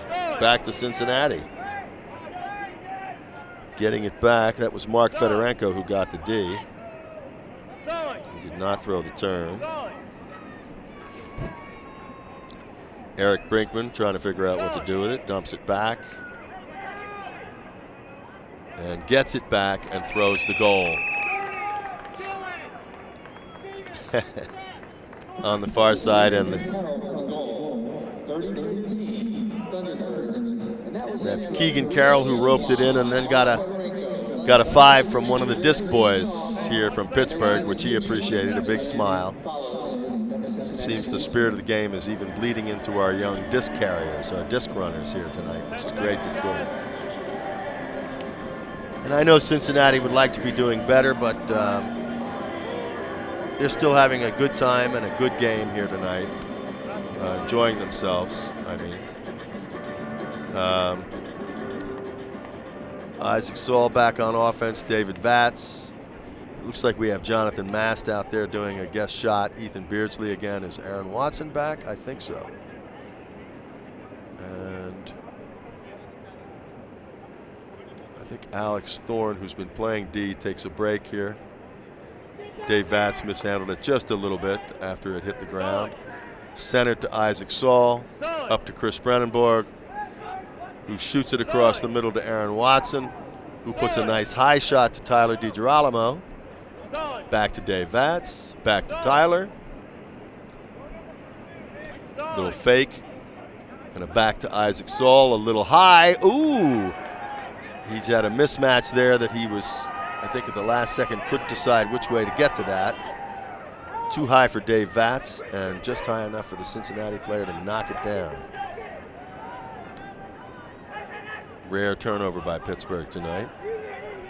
39, Nicholas Bissonnette. Shot up the field to 23, Keegan North. And a swing pass there. Ooh, Dave Vatz tried to get that, but really got bumped to the ground by Eric Brinkman. No foul, of course. It was Vatz just trying to get in there, but Brinkman holding his position, and he's a little bigger fella. So Dave took the spill. Cincinnati still moving it nicely here. Back and forth across the field from Zach Kaler to Keegan North. Back over to Eddie Mack. Risking the stall, shoots it up to Eric Brinkman. Oh, and it's tipped, and it still gets caught. Well, and that's going to be contact on the tip. So we're going to take 10 yards. So back to the thrower. And he is going to take it up to the goal line. And there it's tapped by Tyler DiGirolamo. It was not whistled in. That's going to be a 10-yard penalty, delay of game. They're going to go back to the 20 and start it again. He didn't wait for the ref's whistle. That's a thing players will try to do in any sport, really, is to get it back in quickly before the D can set up. But here they do have to wait for the ref's whistle. They can't just tap it in like they're used to in self-officiated games. There's the whistle. Still tapped by Tyler DiGirolamo. And Eric Brinkman dumps it back. Keegan North swings it back to the middle to Brinkman again. Back to the far side to Dan Graves. And he parks it. That's a nice layout catch. Very nice layout catch by Cincinnati. Bissonnette, or as we say in France, Bissonnette. Well, no, we don't. Not with two T's and an E. It's Bissonnette. So they are 16 now. Thunderbirds are still 30. There's only 48 seconds left, so I'm not sure they're going to get to 31. And I think Cincinnati wanted to amp it up a little on D to keep them from getting any more than 30. So today's attendance Thunderbird fans is somewhere between 600 and 30,000. I hope you heard that. I think it's closer to 600. 10 seconds, guys. That's all because of you. Thank you all for coming out again. Thank you so I don't much think for it's all your 600 support. people, but hey, who am I to pick nits on a night like this? It's a very nice opening night turnout. Back to Isaac Saul in the middle. They are looking for one more goal at 38 seconds. I don't think they're going to sit on it. Chris Brennenborg up, and he gets that deed going for Tyler DiGirolamo. It was a very low throw. It didn't have anything on it that it needed to have. So it's a turn. And Cincinnati is going to try and stay within 50% of Pittsburgh's score here and do a little better out on the far side to Ted Landis, and turned over. Isaac Saul with a big flick to Aaron Watson, who gets hands on it, but uh-oh, not good.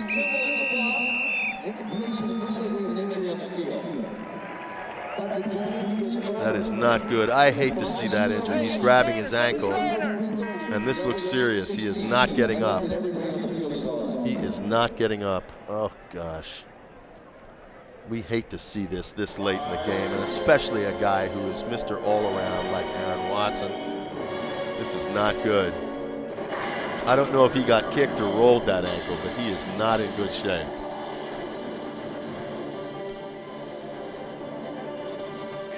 Trainer is over him talking to him. I At this stage in their careers, most of these guys have had enough injuries to know what it was doing. He's pointing to the inside of his ankle and now the outside. I think he rolled it pretty severely. He must have landed on the other player. The game is over.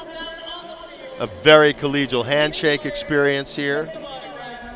30-16 Thunderbirds, who would like to thank all the people associated with this production.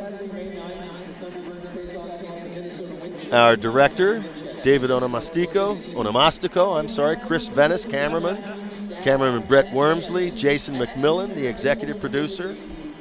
We'd also like to thank all of our sponsors here. Peak Performance Chiropractic, Dr. Alexandra S. George Dentistry, Doctors Pain Clinic and Progressive Counseling Center,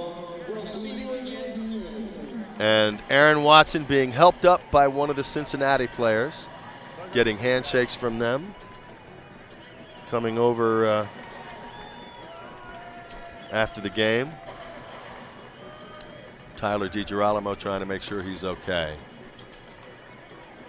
While we have an opportunity, I think we'd like to take a little more detailed thanks for our sponsors, who are really huge in a first-year effort like this.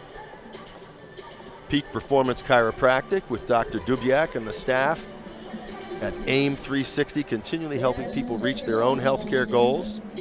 Their state-of-the-art facility offers patients chiropractic and medical care, rehabilitation, nutritional counseling, cold laser therapy, and disc decompression therapy.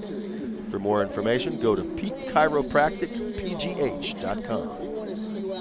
We also want to thank Dr. Alexandra S. George. Dentistry, enhance your smile, enhance your life, providing comprehensive dentistry that includes TMJ and TMD, restorative, facelift dentures, and cosmetic services. Visit them at pittsburghdentist.com. And now we've got some on-field interviews.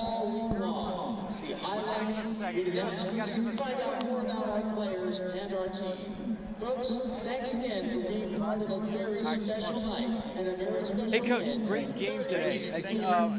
First inaugural season with the Thunderbirds, and first home game. Give us some thoughts on how it went today.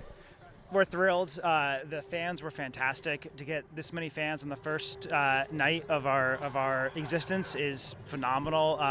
The team played great. We executed what we wanted to do. We had high energy the whole game. It's a lot of running out here. This is a wide field, a longer field, a lot more mileage on your legs. So we felt we had good energy throughout the entire game, and we're really pleased with how everything turned out. Like I said before, great first game coming out. Like I said, the first couple points. Tell us, you racked up a lot of points. 30 points in a game is quite a lot in this sport. Tell us how you got there and how effective your offense was tonight. Well, we were really feeding off the crowd. I mean, it was great to have all these people out. I mean, Pittsburgh's been watching Great Ultimate for quite some time now, but we really haven't had a chance to play at home. We were feeding off the crowd energy. I mean, we had a good strategy going in. We knew what we wanted to do, and we executed on that plan. Gotcha. How did the players handle the weather? It's not typical weather for this time of year, pretty cold out. That's true, yeah. I mean, it is pretty cold, but as Ultimate players, I mean, they're used to kind of playing in all kinds of weather. The college season goes throughout the year. Club season, it's a little bit warmer, but I think the fact that we didn't have as much wind as we were expecting, and we also didn't have the rain, it was a great show for the crowd in that regards as well, because, I mean, you saw a lot of deep balls, you saw a lot of control of the disc. The disc wasn't slippy, whenever it's cold, you get a lot of friction on that disc, so that. And all in all, I think it was, I don't know, whenever you're running around that much, you don't really notice that it's this cold out. So. Any expectations for the next game coming up? We're expecting to win. I mean, we always have, we got to do some planning. We got to do some work. In the meantime, these guys are going to put some practice in. But, yeah, we're looking forward to it. I mean, it's a great start. 30 points putting up on the board. Oh, yeah. But on the other side, you guys had a lot of defensive stops. Talk a little bit about that. Yeah, I think our first game, our D came out pretty hot, and we did the same thing this game, but we were able to keep that momentum rolling, whereas we kind of traded in our first game. I was really impressed by how our D kept up the intensity and really just rolled all the way through the game. I know one of the new aspects of the game is the double team. Double team, yeah. How did that work out tonight? We didn't utilize the double team a lot. When we did, I don't think we're effective at it quite yet. Still figuring that out, new team in the league, but we'll find some ways to work that in, for sure. Points against their 16, haven't come out with a great win. You had some really nice catches, some really nice scores. Tell us a little bit about some of those. It was pretty easy cutting for the offense around me. They're wonderful and their throws are amazing, so I just got to find the open space and they'll get it to me. So, ladies and gentlemen, we want to thank you for joining us for this webcast of the Pittsburgh Thunderbirds opening home game against the Cincinnati Revolution. This is Bailey Saul, thanking you all for coming and for listening and for tuning in. The final score is 30-16, Pittsburgh. And we'll catch you next time. Thanks very much. Good night.